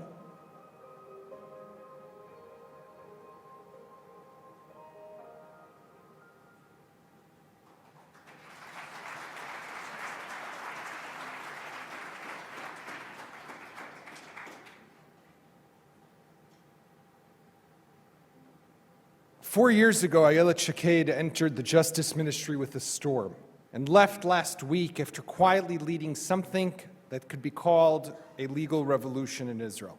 We're fortunate to have her with us today and are hoping to maybe get an answer to one of the great mysteries of this new election cycle.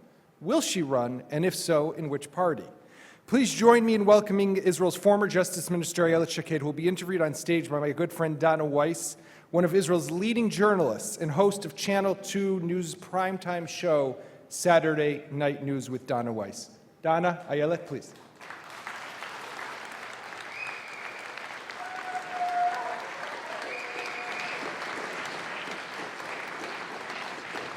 Thank you, thank you. If everyone could vote here, right? It's a great pleasure to be here. Thank you for having me, and thank you for joining me on stage, Ayelet Shaked. How are you doing these days? Fine, thank you. Yeah, a lot of thinking, right? You know, people rarely get a second chance, and you got a God-sent second chance in politics. Have you made a decision? It depends who you ask. If you ask my husband, it's not really a gift. So it really depends who you ask. No, not yet. I think that, this current election are a huge challenge for the right camp, and we all need to act in a responsible way. I'm going to take this decision based on what I just said, and I hope that all the right leaders will do the same. But it's true to say that you are going to run in these elections. That decision has been made. Probably, yes. And can you say for sure that it won't be with your former partner, Naftali Bennett? Not at all. Naftali Bennett and I are partners for many years. We are ideological partners, and I think we did a revolution in the Israeli politics. When we entered the Knesset, it was well known that a Palestinian state will be established. Today, everyone talking about annexation. We did some huge stuff, and I hope that we will be able to work together in the future. So you're not ruling out running with him together? No, not at all. And the Likud party, is that okay, dream has now been we are closed? trying to... I'm just now we asking are what trying everyone to in the get the crowd... Don't you answer. want me to go on asking, trying to figure out where she's going? I'm doing what the crowd wants me to do. I caught you on time. No, but really, I just want... If you had your first priority, would it be to enter the Likud? No, but I'm that not is going blocked? to enter. Then I had an agreement. No, I'm asking the questions here. But, so I understand you're running. Yes. All the options are on the table except Likud. All the options are on the table, and I'm saying that those elections are critical and and it's a huge challenge for the right camp. So talking about the right camp, you mentioned Naftali Bennett. We saw that meanwhile, what's happening in the right is all but responsible. There are fights between the United Party and between Naftali Bennett, and he wrote a very emotional post this week actually saying, we were wrong, and I don't want to go back to the United Right Party. Would it be fair to say that you would go back if you could? Naftali Bennett wrote a post from the bottom of his heart. If you read it, you saw that he really spoke with, I will say, even some of the hurt in his heart about different issues and different topics. And I think that some of them maybe we should have talked to during the campaign, like that Orthodox girls are now going to the army, and we are totally support it. I think that every girl should have her own decision whether she wants to go to the army or to do a civil service, and other topics that are very important. And I think that, as I said, we should all be very responsible and get the right decisions. But I just to finish this political attempt to get to understand where you're going. You are not ruling out going back to the Beit HaYehudi, to the Jewish home. I'm not ruling anything that can help to create a big right bloc. Okay.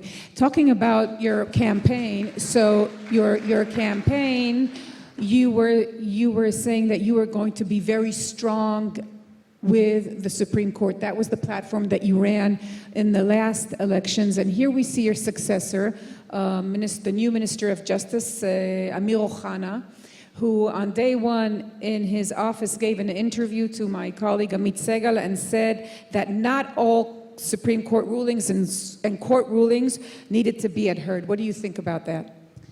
Israel is a democracy, it's not an anarchy, and it's belonged to a very exclusive club of 21 countries that were established as democracies in the beginning.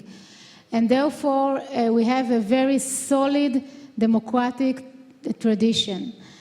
Of course, that in a democracy, the government and the citizens should obey a court ruling, even if we don't like them or we don't agree with them. Actually, I, as a Minister of Justice, often criticize court ruling, and it's totally fine in a democratic country. But what I think we should do is just continue what I started to do and nominate conservative judges that will influence on the court ruling according to their view. You know, for many years in the United States, here in the United States, there was a debate on the table between the conservative and the liberals. In Israel, for many years, it was under the table. I put it on the table. I pushed to nominate conservative judges. When I entered the office, there was the Judge Solberg in the Supreme Court. It was almost a lone voice. Today is not alone, and the court is more diverse. I also think that in the next Knesset we should push to legislate the basic law of legislation that include the override clause. Yes, but I understand from you that you think that you don't agree with what he said. Now, after he said that, Justice Chayut, the head of the Supreme Court, was very strong in saying what you just said, saying that these kind of remarks lead to anarchy. And Smotrich, a former member of your party, the Beit HaYehudi, went all out against her, saying that it wasn't her role to criticize the incoming Minister of Justice. What do you think? Should she have said what she said? I think that everyone, it's a free country. Everyone can say what he thinks if she's the president of the Supreme. I know they can't. You think she did right? She was right in speaking out. I'm not giving grades to the president of the Supreme Court. Everyone can say in Israel what he wants. Okay. Let's talk about President Trump's efforts to solve the conflict. We'll hear shortly from his special representative, Jason Greenblatt, and I know we're all looking forward to hearing him. I wanted to ask you, one of the concerns of the administration were that if they would put the political part on the table while election, Prime Minister Netanyahu would have problems with Naftali Bennett, with you, with the right. So I want to know if, for you, any kind of solution that would be put on the table that gives something to the Palestinians, a no-starter for you to enter the coalition. First, I want to say that I really appreciate President Trump's effort to make the Middle East safer and better.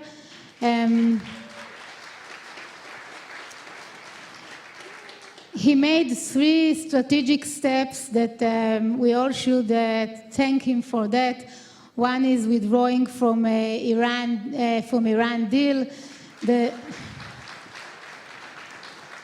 The second is moving the embassy to Jerusalem.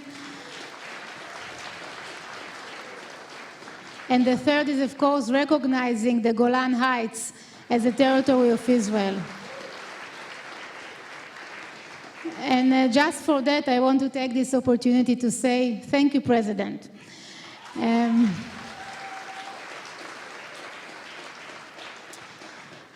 I think that Jason Greenblatt will talk after this interview, so maybe you need to ask him details about the plan because I don't know. No, I'm asking you if it's going to be, in a way, a red line for you to enter any coalition, if indeed a deal is presented and there are concessions that Israel has to make. We know from previous statements from the administration that there are things that Israel will like and things that Israel will not like in the plan. So I'm not talking about red lines because I don't know really the details.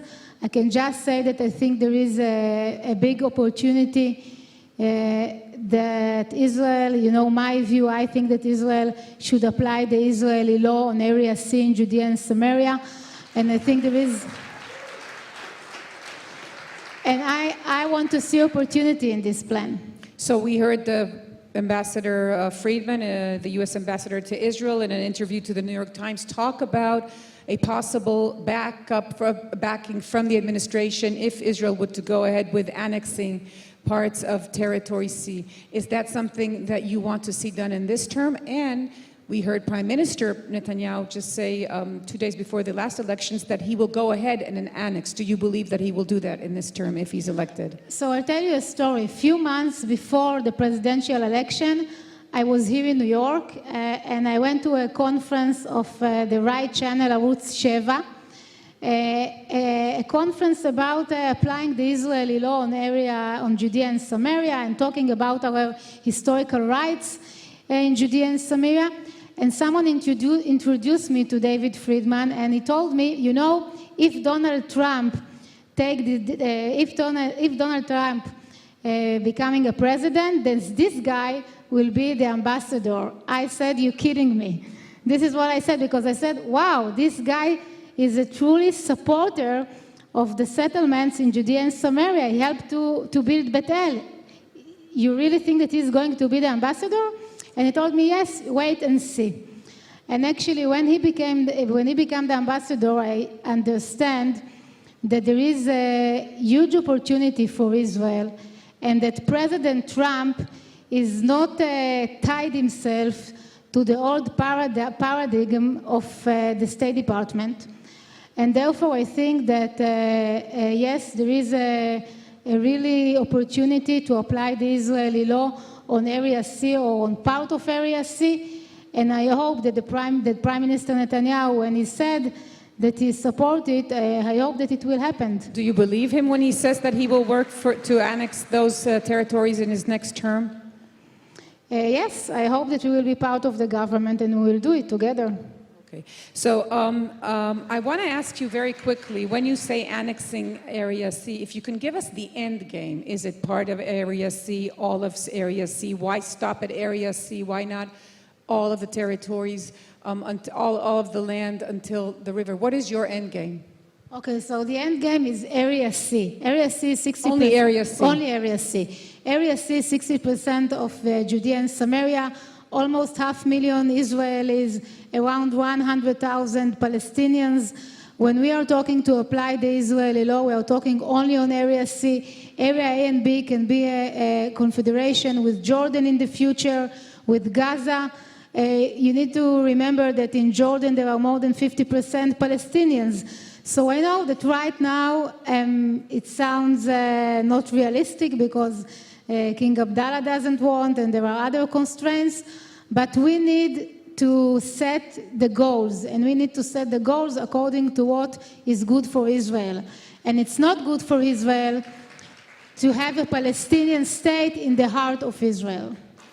We're running out of time. I just want to, and you're giving full rights to the Arab citizens also. And the Palestinians in Territory C, in your vision, are they full citizens? Yes, of course. Okay.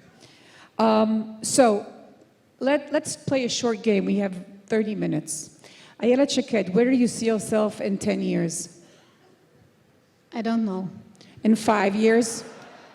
You saw in your eyes that in the political life you cannot know what will be tomorrow. So you ask me in 5 years. And in a year? Minister of Justice again. You want to be Minister of Justice again. That's your goal. Prime Minister Ayelet Shaked? Maybe in the future. You have the appetite for it? Let's wait and see. You have what it takes? Huh? You have what it takes to be a Prime Minister? Let's wait and see. It's too early. Thank you. I tried my best. Ayelet Shaked, thank you so much.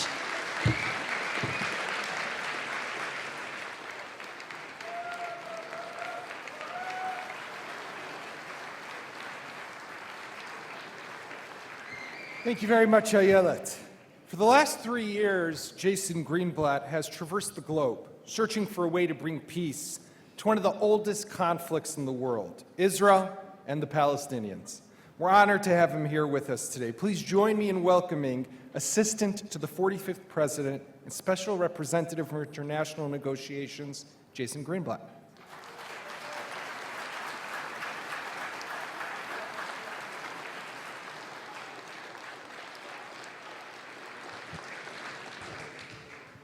Jason, thanks for joining us today. Thank you for having me. We're glad to Happy Father's Day to everybody here. Yes, and to you. Thank you. Father of triplets, if I'm not mistaken. Father of 6 kids, including 20-year-old triplets, right. who are somewhere in the audience, so I'll give them a shout out. We're glad to have them. So I figured we'll start with something simple, okay? When's the plan coming out?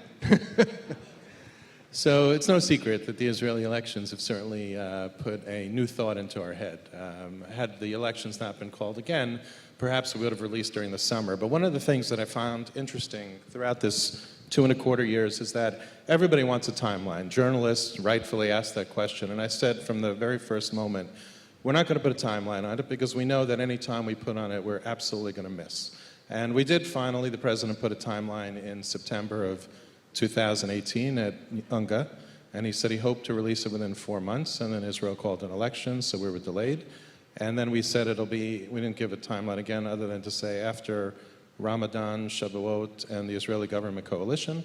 And we missed that timeline again, obviously. But wait and see what we have. You missed that because of Israel's new election. I don't think we haven't made a decision instability on whether to delay now until potentially November 6th. But I think the logic would still dictate that if we wanted to wait until a new government is formed, we really do have to wait until potentially as late as November 6th.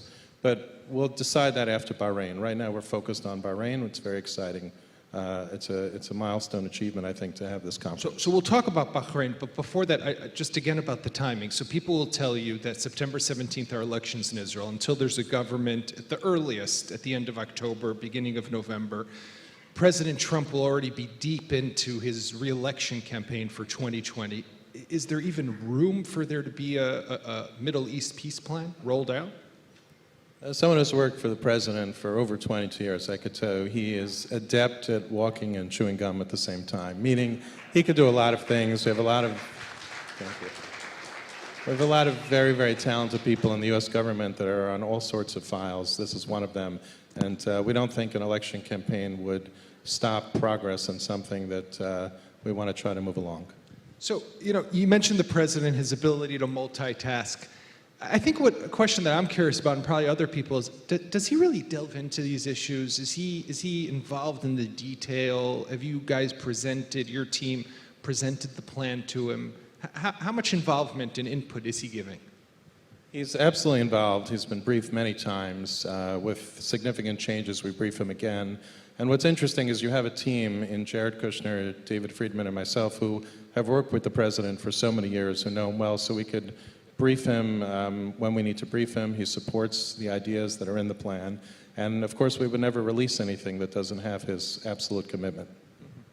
So let's talk about Bahrain. That's coming up towards the end of the month. And it's basically a conference that's meant to raise funds and to lead to economic improvement on the Palestinian side. But the Palestinians are boycotting this. They're saying they're not going to come. And you have a piece today on CNN that basically calls out Saeb Erekat and says to him, with all due respect, this is a long-time Palestinian negotiator. What you've been doing is not leading to peace. Instead of being, again, intransigent, maybe come to the table, help us out in Bahrain. But if they don't come, what's there even to talk about here if there are no Palestinians at the table? So one of the reasons for the CNN piece is Saeb Erekat and others are distorting our message. They're saying essentially that the Bahrain conference is about buying the Palestinians off. Absolutely not true. They're saying that nobody has the right to negotiate for the Palestinians. We accept that. Only the Palestinians can negotiate for themselves. And they say that nobody should be talking about Palestinian money, but the Bahrain conference is not about Palestinian money. The Bahrain conference is about unveiling something that Jared and a lot of economic folks at the U.S. government, National Security Council, State Department, private sector folks, international organizations have worked on to show what can happen with the Palestinian economy if there is a peace agreement. We understand completely that there is no economic vision that'll work without a peace agreement, but we also want to make the point that there will be no peace agreement that works without a true economic vision. We're trying to break the cycle of aid and dependency and create an economy. They work hand in hand, and the timing is such that we're releasing this economic vision first. The political vision will come later, but it's absolutely untrue that we are only reaching for economic peace.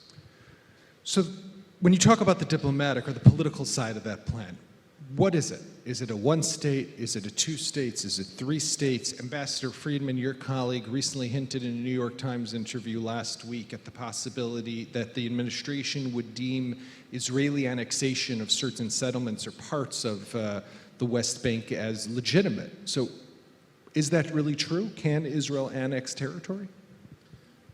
I'll break the question apart in two parts. One is, what is in the plan? We've done, I'll pat ourselves on the back, we've done a remarkable job for 2.25 years not revealing a single detail of the plan. So anything that you guys have... this is a great opportunity right here, I think. Yeah. Anything you guys have read about, there are times when we do push back on certain details that we find damaging, but for the most part, we are unwilling to share it, and I'll explain why. If we share any particular detail that somebody is against, that person is just going to use it to their advantage and undermine everything. We're holding something extraordinarily delicate in our hands. We understand the significant challenge of making progress on it and hopefully, but we don't know, achieving something. And we felt after seeing the efforts of the past, if we keep a tight lid on it, we increase the possibility of success. So that's why I'm, unfortunately, with respect, not going to answer the first question. As far as what David said in the New York Times interview, I would focus on what he said as opposed to the headline in the article and what the New York Times and others have interpreted that he said, and I'll leave it at that. So that means that Israel has a right to the land of Judea and Samaria and parts of the West Bank. I will let David's comments stand for themselves. I think he said them elegantly, and I support his comments. Okay, so if I go back to the Palestinians for a moment, are they their own worst enemy? It seems that they are constantly, there's complete lack of engagement between you guys and the Palestinian Authority. I mean, you tweet at them occasionally, they tweet at you, you write these op-eds, they interview against you. There's not a real dialogue, it doesn't seem, that's taking place. And it seems that it's because of them. They're refusing to sit down with you or your colleagues, right? It's such an important question. So let's talk about two kinds of Palestinians. Palestinian leadership, which we engaged with throughout 2017, and we pretty much went as far as we were able to go with them by the time of the Jerusalem announcement. And I won't get into all of the president's accomplishments. I think Ayelet Shaked did a great job explaining who President Trump is for Israel. Now has yet to run. So Sarah Sanders stepped down, right? Maybe you could hire Ayelet Shaked as the spokesperson for the president. She was a great spokesperson for the president. I think that the Palestinian leadership negotiating style is such that they explain what they want, and they're unwilling to engage beyond that. That doesn't mean they're not willing to compromise, but they have a certain style of negotiating. So for anybody who says we didn't engage with the Palestinian Authority, we did for a year. We understand all of their wishes, their desires, their methods, and that's fine. During 2017 and all of 2018 and 2019, I've had, and Jared has had, so many conversations with Palestinians.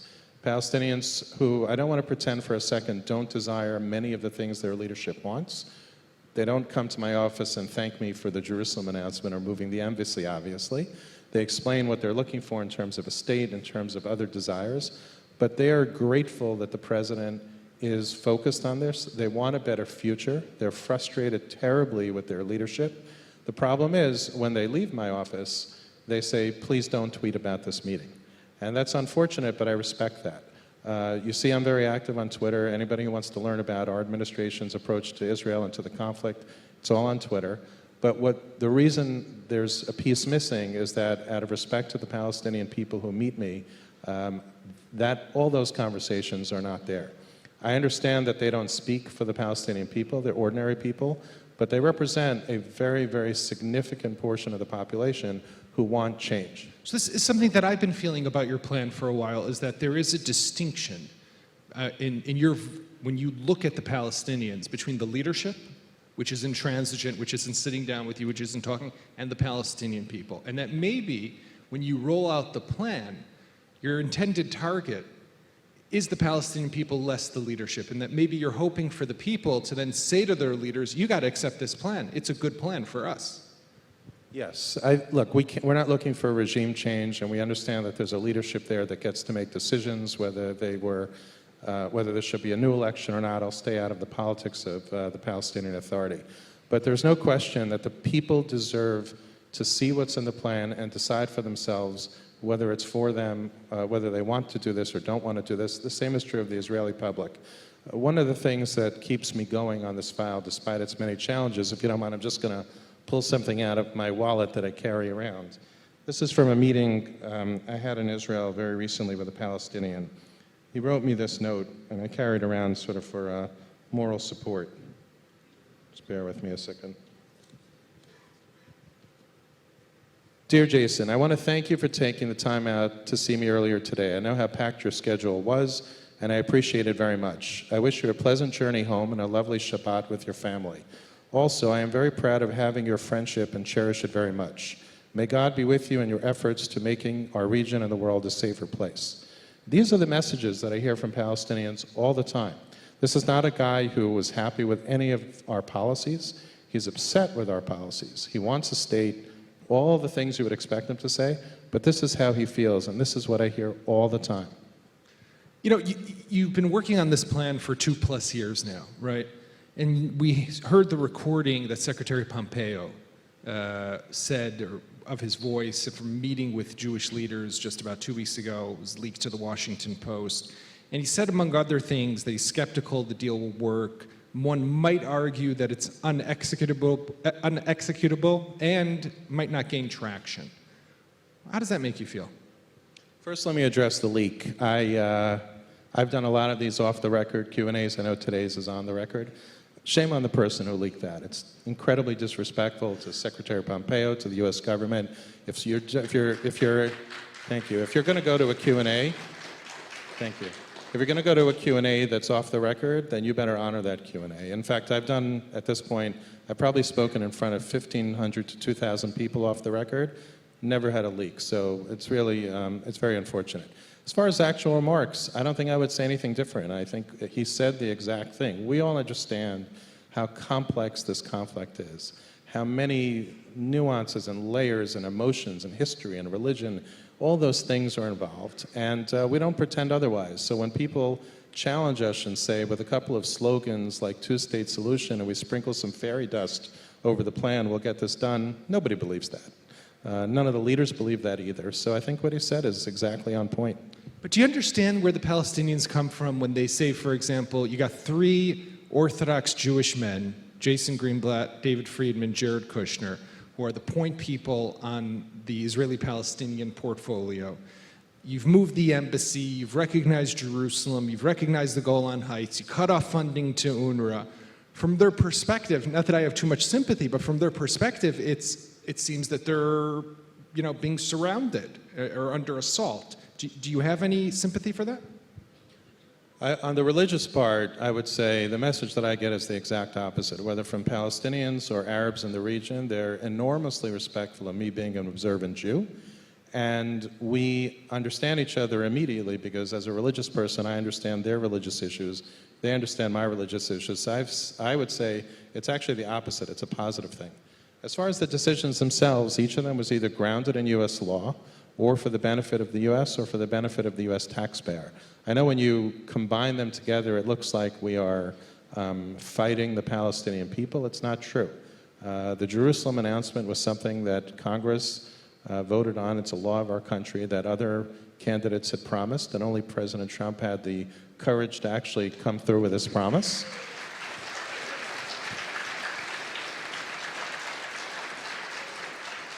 Yeah, he was bold, and he means what he says. The UNRWA makes no sense. It is a broken system, and worse, how can we keep these Palestinians in these refugee camps indefinitely? What a terrible thing for the Palestinian people. Nobody wants to talk about how to fix their lives. What we're saying is, let's talk about how to fix their lives. We're going to stop paying into a system where you pretend that Palestinians can go back to their homes. How can that possibly be? Where you have refugees for generations now that are trapped, where you have residents in these refugee camps who are trapped with terrible lives. Let's fix their lives. So I understand why people try to twist it that way. We don't see it that way at all. What we're trying to do is improve Palestinian lives and achieve peace if possible. So we heard just now from Ayelet Shaked about her vision of what needs to happen. Complete annexation of Area C. And Prime Minister Netanyahu tried to form a narrow right-wing government after the April 9th elections. He failed. We're going now to new elections, and he would like to probably form a similar government once again if he was able to win. Your plan might be a little difficult for the new Israeli narrow right-wing government. Are there going to be concessions that Israel will have to make here? I don't think it's a secret that both sides are going to have to make compromises if we're going to achieve an agreement that both sides could actually sign. Israel is a democracy. They're going to decide what works for Israel, what doesn't work for Israel. Nobody could force a deal. I know there's this theory that the United States as an all-powerful country or the United Nations as an international body could force a peace deal. Not only can nobody force a deal, it would be a deal that will likely break apart in a week or 2 years later or 10 years later, which would be terrible for Israel, terrible for the Palestinians, Jordan, Egypt, etc. It only makes sense if the compromises are such that both sides could agree to it. But for us to pretend that we could force this on Israel, or the Palestinians for that matter, is incorrect.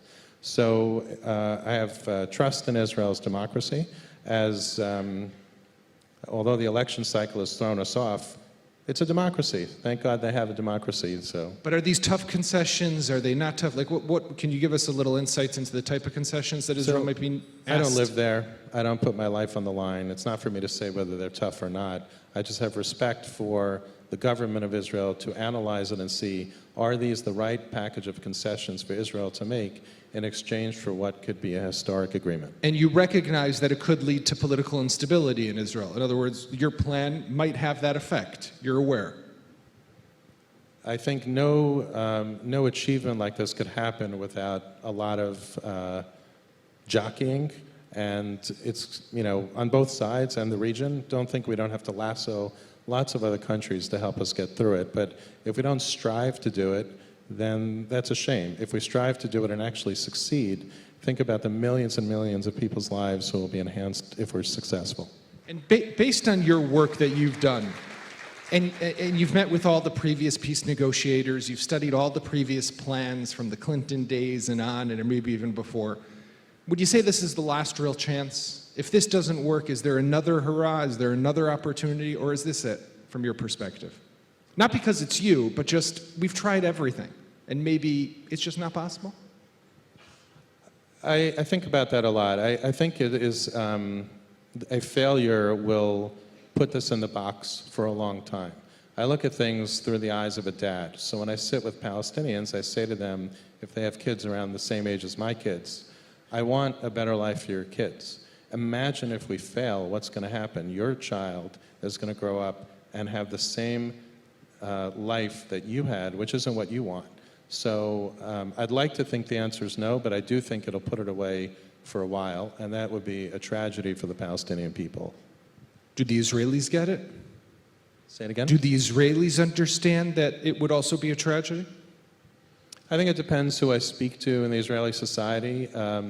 What I like, and similar to the note that I read from the Palestinian, the other thing that keeps me going is when I go to the Kotel to pray, a cross-section of Israelis come up to me, religious, not religious, doesn't matter what their background is, to thank me not only for all that President Trump has done for Israel, but also for all the effort that this administration is making toward peace.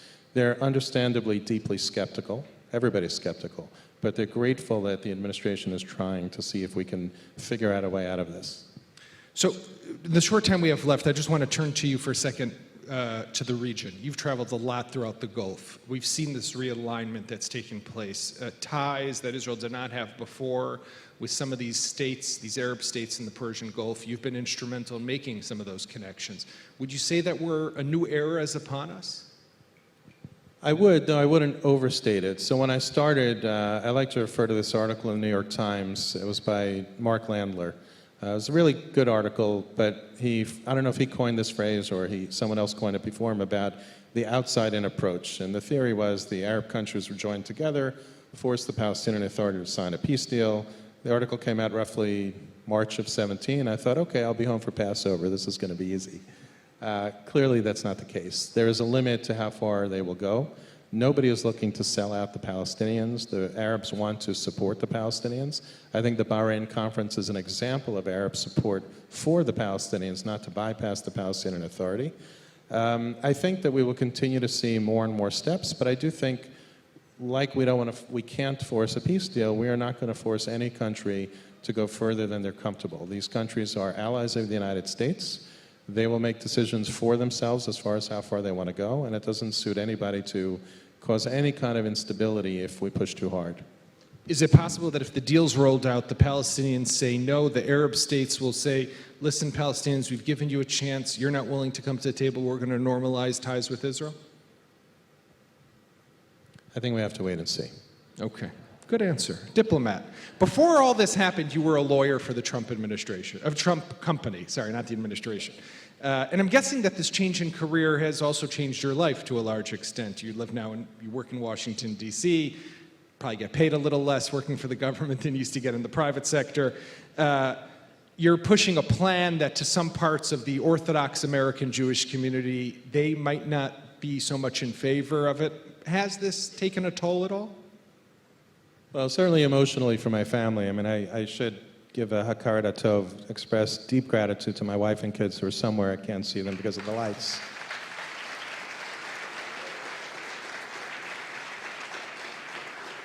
It's only because of their incredible, tremendous support that I can actually do my job. There are moments, of course, Sunday nights when I go back to Washington are getting more and more sad in our household after 2.25 years. Yesterday, for the first time, my 8-year-old daughter Vera said, "Abba, I don't remember what it was like when you lived at home." So there are tough moments, but I think we all agree that to be able to serve the United States of America, a country has been so good to us as a family, to every citizen, to the Jewish people, is an incredible honor. To be able to help Israel, to be able to do all the things that the president did for Israel, to be able to seek peace between Israel and the Palestinians and the ties to the Arab countries. No matter the challenges, I would not look back for a second. I'm grateful and honored to have been able to do this. And to move forward, if President Trump wins in 2020, you're going to carry on in the administration? Say that again, I'm sorry. If Trump wins come 2020, you would stay on in the administration? I think I'll use Ayelet Shaked's thing. It's very hard to predict. I don't know where I'll be in 10 minutes. Okay, so just one last question. If you had to pick a chance, is it 25, 50, 75, 100 that this plan actually works? It's a fair question. I'm not going to answer it. I'm a journalist. I got to try. Jason Greenblatt, thank you very much. Thank you.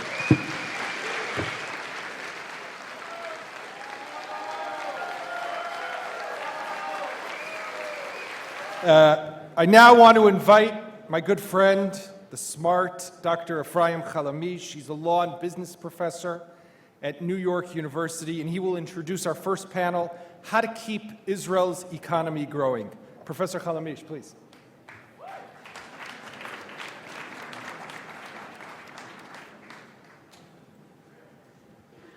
Thank you. Thank you for another great year for the Jerusalem Post here in New York. Please, round of applause. Thank you, Yaakov Katz, Ronit Eli, and the leadership of the Jerusalem Post for another great year here in New York. And I think for all the fathers here in the room and around the world watching us, have a wonderful Father's Day. Please have a wonderful round of applause. So I would like to introduce you to some of the best leaders of the Israeli economy or the U.S.-Israeli economic story. So we're going to start with Yoram El-Garbali, who represents El Al here in North America. Please.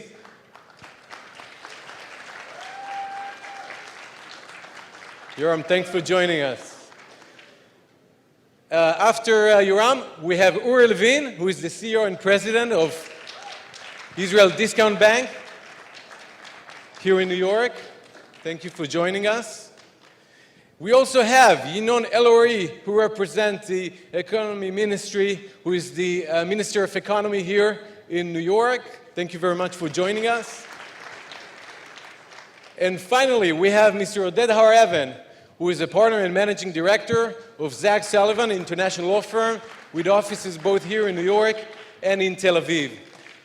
We have a wonderful, wonderful forum here for you guys to get a little bit of better understanding of what's going on with the Israeli economy, with the US economy, with the world economy, because frankly, we heard so much about the issues related to security, politics, but at the end of the day, as our beloved president used to say, it's all about the economy. So if it's all about the economy, let's talk a little bit about the relationships between the economy, security, and politics. Oded, you represent many Israeli companies here in the States, and clearly we saw amazing stories from M&A to IPOs. And as you told me before the panel, people listen very carefully, and when they invest in the Israeli market, they listen to the politicians, they listen to the executives. One of your recent success stories is the Mazor Robotics sale to Medtronic. Can you tell us a little bit about your experience selling Israeli companies, taking them to capital markets in the States and around the world? Yeah, sure. So, hi, everyone. Thank you for having me. So, many companies in Israel, they start young. Like you spoke of Mazor Robotics, for example. They started as an incubator, in the Technion incubator back in 2003. We started working with them in 2004, helping them to come to the US. 2013, they went public, took advantage of the capital markets, so they can have now, they managed to raise funds. By the way, IPO is not really as some people perceive it as like an exit. That's actually a way to raise money. They raised the money, they increased their visibility. Long story short, December 2018, they closed their acquisition by Medtronic for $1.6 billion, the largest ever exit of an Israeli medical devices company. And now they have a very nice center in Israel. Medtronic created the equivalent of the Google Lab, but that's the Medtronic Lab. So now you see a lot of good things happening. Speaking of but, we spoke earlier, and I heard Ayelet Shaked speaking earlier about Israel being a democracy. And when people invest in Israeli companies, you know, when you file a prospectus with the United States Securities and Exchange Commission, you're talking about the company, you have risk factors. So one of the key, I think, factors for Israeli success in the US is also that Israel is perceived as a democracy. And when in Israel is a real democracy, and you have like a real legal system. And exactly like the former minister said earlier, you know, this is key for Israel. And basically, if we have, and that's why also I urge politicians to be very cautious sometimes with statements they make, because those statements are heard also outside of Israel, and that's key. So picking your words very carefully is the key to pursue good M&A and IPO strategies. Uri, you're leading one of the leading Israeli banks here in New York, a very successful financial institution. What's the importance of having an Israeli bank here in New York? People talk a lot about the strategic economic nexus between the US market and Israel. Tell me a little bit about your recent experience here. I would first say the leading Israeli bank in New York. It's important to be exact, but to be serious, I think, well, I was serious, but Israeli banks in every economy, have a very significant role. They're the platform of the economy, they're the platform of business. And being the Israeli bank here in the US, we do believe that we have a significant role in making this happen. It is true for every bank, it is especially true for an Israeli bank in the US. Israel is at a time where its economy is in great shape, growing probably faster than most economies of the world, definitely growing faster than most of the developed economies in the world. And maybe more importantly, Israel is a time where it is looking global. You see more and more companies understanding that Israel market is small, that they can do much more, and rather than just be sold to a different player, become a significant player in the world, especially in the US. And we definitely put for ourselves the task of being this facilitator of the Israeli economy players to be part of the US. Whether this is Israeli institutions who now invest significantly more in the US real estate, in US companies, whether this is Israeli companies who open our operations, bigger operations, and try to be successful here, whether this is Israeli tech that clearly is booming in New York and in the rest of the world, and whether the Israeli private people who become more and more interested in investing here. And I would say, and I'll just end with this, as important is to bring the US into Israel. And there's a growing demand as Israel becomes more and more interesting, and I spoke about it last year, as investing in Israel become the new philanthropy, impact investing, but Israel become interesting, help the US investors invest in Israel in the right way. Terrific. So you're saying that the growth of Israel Discount Bank is actually also because more and more Israeli companies go global. In other words, if for so many years we were so busy trying to convince the world to invest in Israel, now, as we heard from Uri, more and more Israeli companies go global, and you're trying to save these customers. So Oded helped me to go public, you helped me to open a bank account, but I really, at the end of the day, need to fly with El Al, I think. And the question is, since 2003, we already know the numbers that global aviation industry actually doubled. In other words, the number of passengers truly doubled since 2003. And I think when I look at El Al and I look at the new lines from San Francisco, you just came back from Vegas, Orlando, etc., I think you're trying to adjust to this new reality. If you can tell us, Yoram, how El Al is adjusted to this new global trade reality. So, hi everyone. I want to say that El Al Israel Airlines is really, in a way, changing our policy here in North America. We are looking all over the state and looking where we can expand our activity. I just came back yesterday from Las Vegas, as you said. We inaugurate our new route, non-stop Las Vegas-Tel Aviv. 1 month ago, we inaugurated non-stop flight from San Francisco, Tel Aviv. 1 year ago, we inaugurated Miami non-stop flight to Tel Aviv.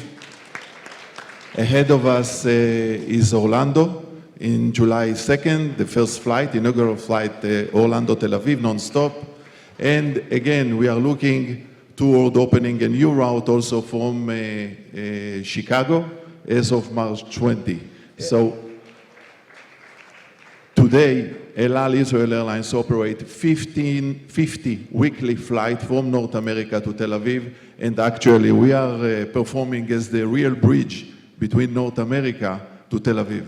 And just to follow up on that, because I'm sure there are a couple of people here from Pittsburgh, from Cleveland, watching from around the world, and they wonder how you pick the cities where you inaugurate new lines. So share with us the decision-making process in 20 seconds. So actually what we are doing is analyzing where is the potential, and when we see there is a demand, we are showing up there and opening a new route. But don't worry, all the passengers from North America can use codeshares that we have today with JetBlue, with Air Alaska, with American Airlines, meaning from every city today it's very easy to get to Tel Aviv with El Al and with our partners. Terrific. Congratulations on that.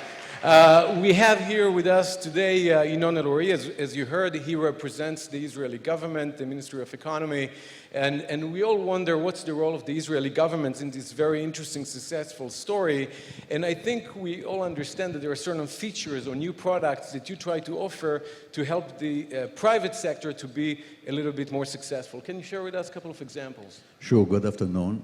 Well, you know, this is a relatively unstable economic period, if I may say, and clearly the business people need to look around and to see where it's going to be more competitive for them due to different changes.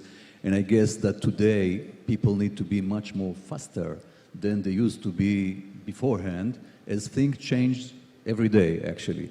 Now, as for the Israeli government, what we try to do is to help the companies, and I think all my partners here to the panel mentioned the fact that the economic and commercial activity between the US and Israel increased significantly in recent years.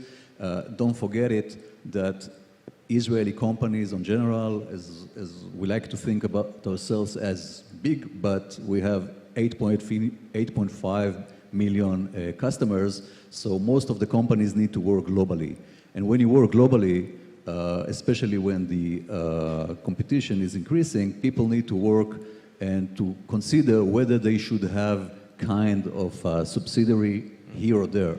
So today we consider that there's like around 600 Israeli companies working on the East Coast, about the same number working on the West Coast, and that's of course good to all of us here as they fly more, they bank more, and they need legal support and advisors to do more businesses.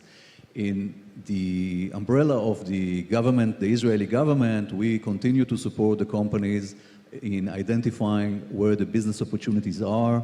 We have different schemes under the Innovation Authority, under the investment centers, when we try to facilitate conditions that the companies could be more exposed to digitalization, to smart manufacturing. We can help them in exporting and any other relevant... Terrific, Ynnon. You mentioned the world digital, and I think for all of you here and around the world, when you think about the Israeli economy, you think tech, startup nation, and hopefully very soon scale-up nation.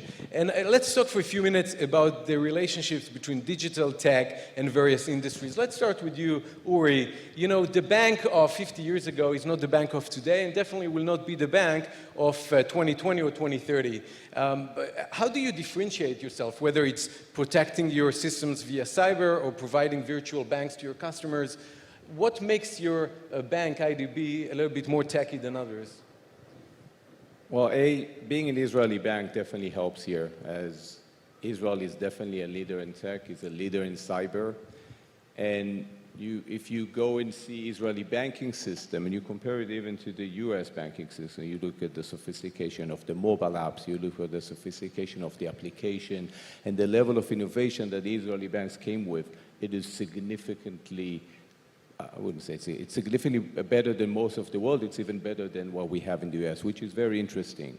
And being a bank here, and again, a lot of the technology that people do not really see. It's what goes behind. It's how much banks invest in cyber. Cyber is a huge risk, and being as great as you can in cyber is key for success of every bank, so we all invest significantly in this. And this is definitely something we do a lot.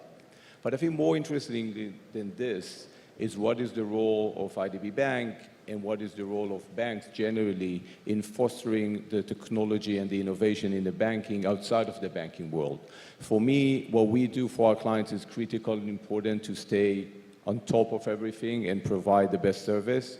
Looking at the future, probably even more important than this, is making sure that we work with the tech companies around us, that we help the fintechs and work with them rather than fight them, that we find ways to develop new ways to develop banking, to develop banking services, to develop banking products. And I think this is one of the most important roles that we have as banks, especially IDB, especially a bank here in the US that can help the Israeli tech companies go into the US and become more successful. Terrific. And maybe for both of you, Oded and Yoram, when people think about flights, they think about beef or pasta. They don't think about tech.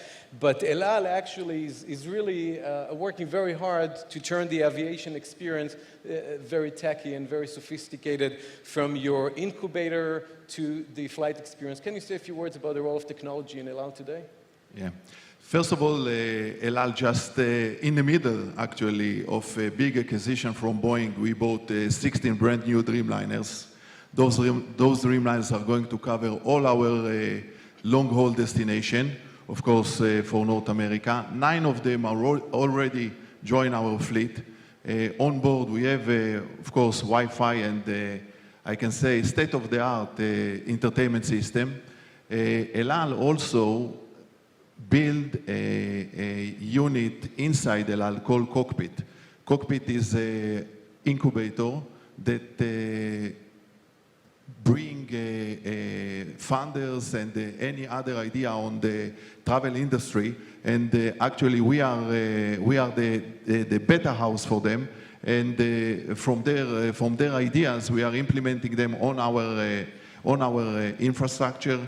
And we have some great success and already some product that we are selling already to other airlines. Terrific. So what you're saying is that El Al is actually creating the tech solutions for the aviation industry that eventually will be used by other industry followers. Oded, to you, there are many companies watching us right now, founders, investors, and people always think about tech, whether we're going to pursue MA strategy, capital markets. Since Inon already mentioned before the trade uncertainty and other factors, what do you usually tell your clients when they're thinking about various strategies how to pursue tech transactions? Okay, first I just want to mention something about the Israeli government. The Israeli Innovation Center, what's called, we used to be called the chief scientist, is something which is extraordinary and was a major, and still is, a major engine for growth in Israel. And you know, you go to China, you go to other places, people keep asking you about it. So it's a real achievement that the government, people typically say, how to government should be, help business? Stay out of it, right? But this is actually one of the very good examples where the government supported that. Now, to your question, it really depends. It depends on everything, on the situation. Sometimes M&A is very good. Sometimes going to the public market is good. Sometimes you combine both. In the past, there was a lot of criticism about the Israeli economy, that companies, you know, people build company to sell them, and that's not good. And I think there's room for everyone. Some companies are built, like we mentioned Mazer earlier, and then they're being acquired for a very large amount of money, and then you have a new center in Israel, and you go in Herzliya, and you see Apple, and you see Microsoft, and you see all the multinationals open facilities in Israel and acquire more and more companies, and that's good for the Israeli economy. You have Intel in Israel, you have this, but also you have sometimes startups that, okay, they're being sold for $30 million, $20 million, $15 million. That's also very good. And those entrepreneurs that sell the companies, Guess what they're doing afterwards, after the 1 year that they're required to work for the acquirer? They're going and setting up a new company. And you see many companies are like this, like the second and third and fourth exit of the same person. And this is, at the end of the day, very good for the economy and for El Al. Terrific. Yinon, it all sounds very rosy, but we all know the challenges. For example, the US-China trade war introduced some new challenges for Israeli companies. When you work with Israeli companies trying to understand how to create an edge, how to be competitive in this changing environment, what do you see? What these companies do in order to stay relevant and ahead of the game in today's economy? I think that, again, the companies are looking at the situation and trying to analyze what is the best for them. And if they were not as competitive beforehand in one of the markets, then maybe today they are. And if they want to excel, they should put more investment on that and try to capture the opportunity. In addition, as Oded mentioned, the Israeli government is trying to help these companies. First of all, we've concluded agreements for new trade agreements with Ukraine, UK, and Panama, and we're working on additional ones in order to create better conditions for the Israeli companies in those areas, if you like. In addition, the government launched, in addition to all this, the Israeli Innovation Authority has about 40 different platforms that can help Israeli companies, including, by the way, US-Israeli Fund, the Bird Foundation, which has been working already 40 years. So we're trying to create new infrastructures like an institution to increase the advanced manufacturing for companies and things like that. So everything together, hopefully, will help the companies with their own understanding where it's good for them to give them the backing to get better condition. Thank you, and thank you for your hard work on that. We're getting closer to the end of this wonderful panel, and each one of the people here invested a lot of time and energy building bridges between the US economy, the US society, and the Israeli one. You, Oded, worked very hard to empower Israelis living in the States. You mentioned Uri impact investing and the role of banks in philanthropy. Yoram, you did a lot of work bringing El Al to the community and helping various communities and schools here in the States. Before we finish, I think it's very important for the audience here today and around the world to hear what you learned through this experience, taking the corporate to the community. Maybe 20 seconds, each one of you guys, before we finish, what you learned personally working on this US-Israeli bridge. Maybe we'll start with you, Yoram. So I'm here in the state already, now it's my third year, and I can say that working here in the state with the environment, the business environment here, really allowing us to look for opportunities and not only look for opportunities, but materialize them. And the fact is that today we are operating, as I said, 50 flights a week from North America and counting. Thank you. Uri. IDB is celebrating 70 years of operations in the US this year, and it's 70 years of the bank has excelled in building trust-based personal relationship with great clients. And I think this DNA and culture of making sure that you build this trust with your clients, that you treat everything personal, you work with people, is the secret of success of the bank, but it's also the secret of success of each one of us when we try to also be part of the community, because to be personal, it's not only to do business. To be personal is to be involved in everything that is happening. Absolutely, I totally agree with you, Uri. I think at the end of the day, as we say, talk is cheap, but when people talk about personal aviation, personal legal service, personal financial service, it's all about bringing the corporate to the individual and to the community. Oded? Yeah, I think at the end of the day, it's, and I tell that to many Israelis, it's not about speaking English, I'm sorry, it's about speaking American. And by the way, for Americans, it's the same. They can speak Hebrew because they went to shul and they know this and know that, but it's speaking Israeli. And it's two very different cultures, and both of them have a lot to offer.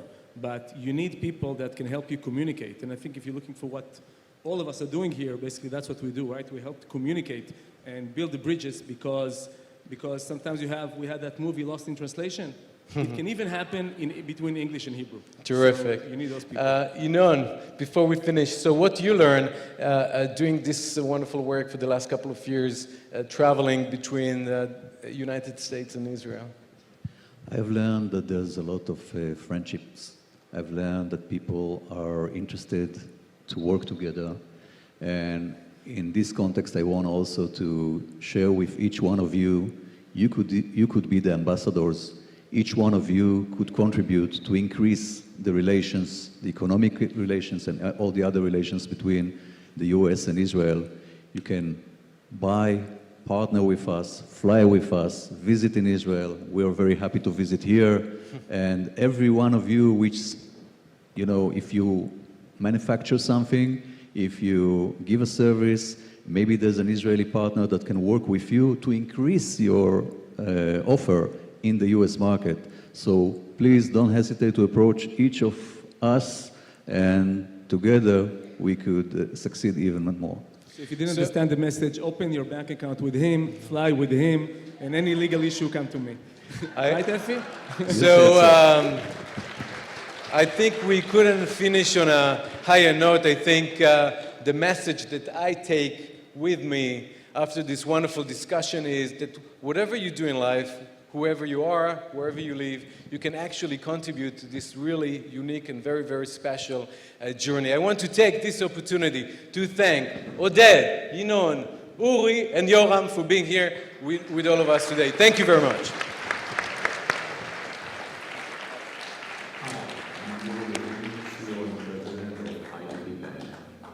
IDB Bank is by far the largest Israeli-owned bank in the US. IDB Bank was able to build real trust-based, real personal relationship with its clients. And I'm really proud to be the president and CEO of such a bank that has successful, great clients, a bank that has dedicated, great bankers who care every day to build and to maintain this type of relationship. And you know, many institutions claim to have this type of relationships, but not many really have them. We do. And it's probably best that you hear it from our clients, not from me. Thank you. The first few years were a challenge. We were an unproven concept. And I can tell you honestly, IDB took a chance on me, I believe, and they took a chance on us, and they took a chance on our vision and our brand very early, when no other banks would. That's one of the reasons we've worked with them for so long. IDB really understands the apparel business, and that made it easier for me to focus on running my business. But at the same time, they really helped me address certain opportunities, certain challenges, and they do it with experience and with understanding and perspective of best practices. And that's the kind of relationship that I really want with the bank. We needed a banking partner that understood the not-for-profit environment. We knew IDB was the right partner when we met their management team, and they really talked in common sense ways about real things that mattered to us. Decisions get made very quickly, and having a banking partner really understand you, really get you, that's invaluable.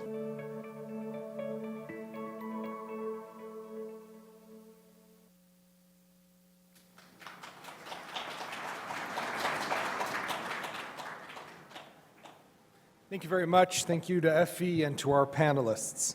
Shmulik Zisman is a founding partner at the international law firm Zag Sullivan. And he's a long-standing lawyer in the Israeli tech industry. He's used his experience, I would say, to maybe bring out to NASDAQ about 30% of the Israeli companies that are listed there today. And something that a lot of people maybe don't know here is that Shmulik, beyond his legal career and tech career, also played professional basketball in Israel for about 17 years for Maccabi Tel Aviv and for Israel's national basketball team. So it's my pleasure to invite Shmulik Zisman on stage for an interview with Steve Lindy.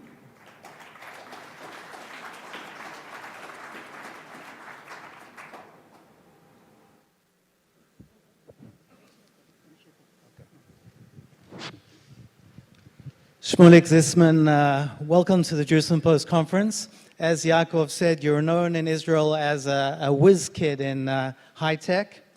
you've been working for the past 30 years with some of the biggest Israeli high-tech companies, making them a success, especially in America. So before I ask you your secret, tell us about working with Israeli startups and how you choose which ones to work with. Well, Israel high-tech, is a jewel in the crown. I think the industry is progressing, and each year we do survey, actually every quarter, and every quarter we are surprised to learn how much it's still growing. Actually, in 2018, Israeli tech company raised more than $6 billion in 600 different transactions. And the first quarter of 2019 was the best one, if you look back at the last 6 years as well, as the first quarter. And Israel is keeping on the good work on high-tech industry. Now, with respect of choosing a high-tech company, yes, I can go back actually almost 30 years and look what makes the difference. Not for me to choose my client, but maybe for you guys to choose the next investment. So I would say it's technology. So people would say there is a triangle, that on top of the triangle, there is a technology, the IP, the patents. So I would ask you, if you have a patent and you have a good technology, is this reason enough to go and invest? I would say no, wait. Does they have a product? Now let's assume they have IP and they have a product. Is this the reason to invest? Wait. Does they have a market in this triangle? Okay, let's assume they have intellectual property, they have a product, and they have a market. I would say, look at the people. People makes the difference. Leadership, honesty, look at the mirror. Nothing when you start a startup going to be end the way you wanted. You have to change your way, you have to change your product. So in the end of the day, if there is something someone has to take from what I'm saying, is people, meet them, see who they are, and then make your decision.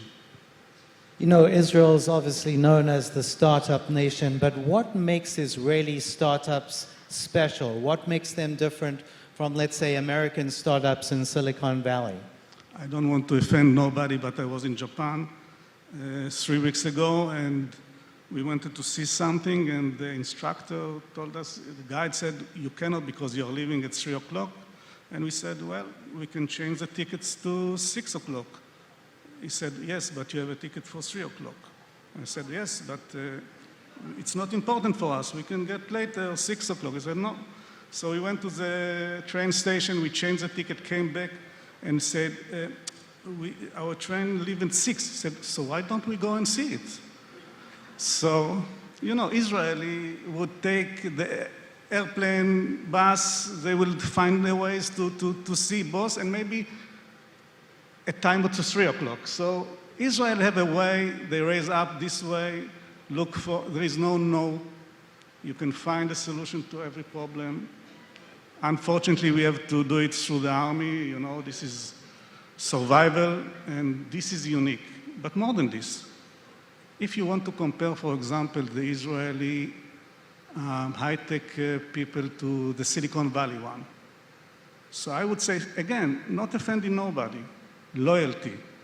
The Israeli high-tech worker is more loyal to his work. Ours, Israel is going to work from the morning till the next day if they have to solve a problem. I think in the end of the day, Israel has so much advantage, and it's not a miracle that we have such a wonderful industry in the high-tech. So what advice would you give to our audience here and those watching us about investing in Israeli startups? I would say, after I gave you the idea of looking at the people, I think the Israeli market is very important for all of us, for a lot of reasons. But if we're talking only on the reason of good investment or good idea in investment, Israel is a great place. First of all, when you compare Israeli startup company, just in the beginning, to a company in the Silicon Valley, it's more cheap.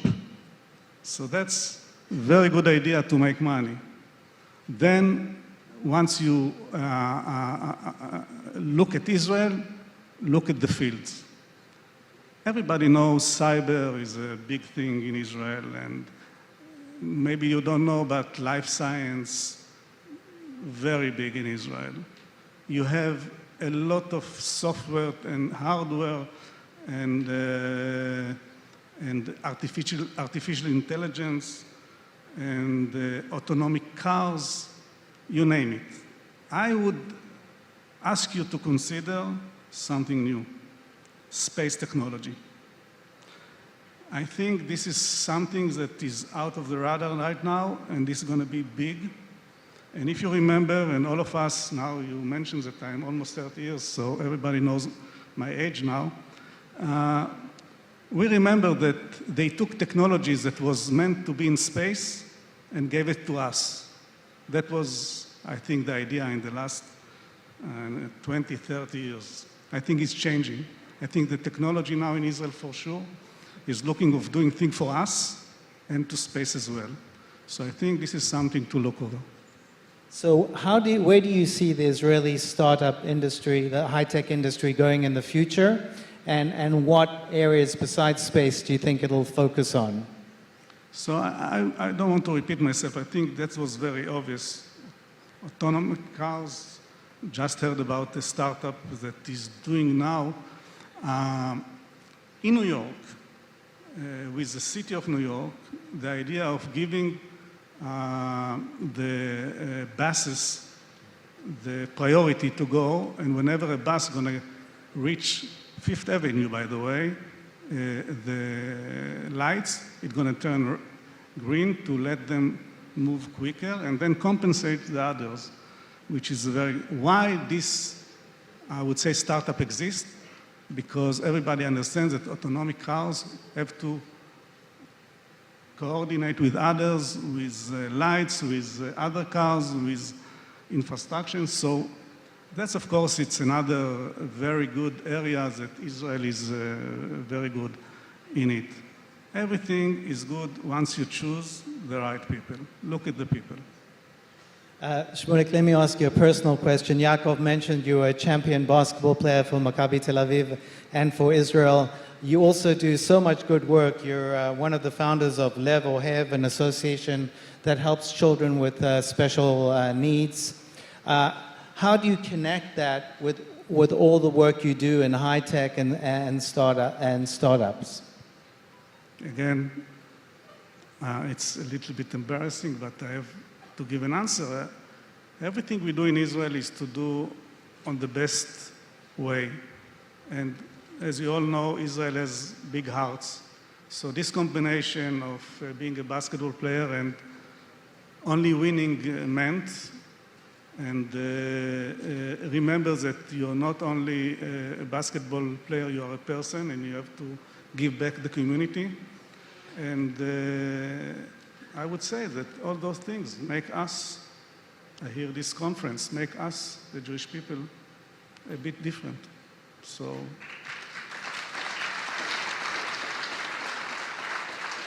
So we've talked about Israeli chutzpah, Israeli innovation. We're the nation of creation and innovation. We have a minute left. What's your message here to our audience today?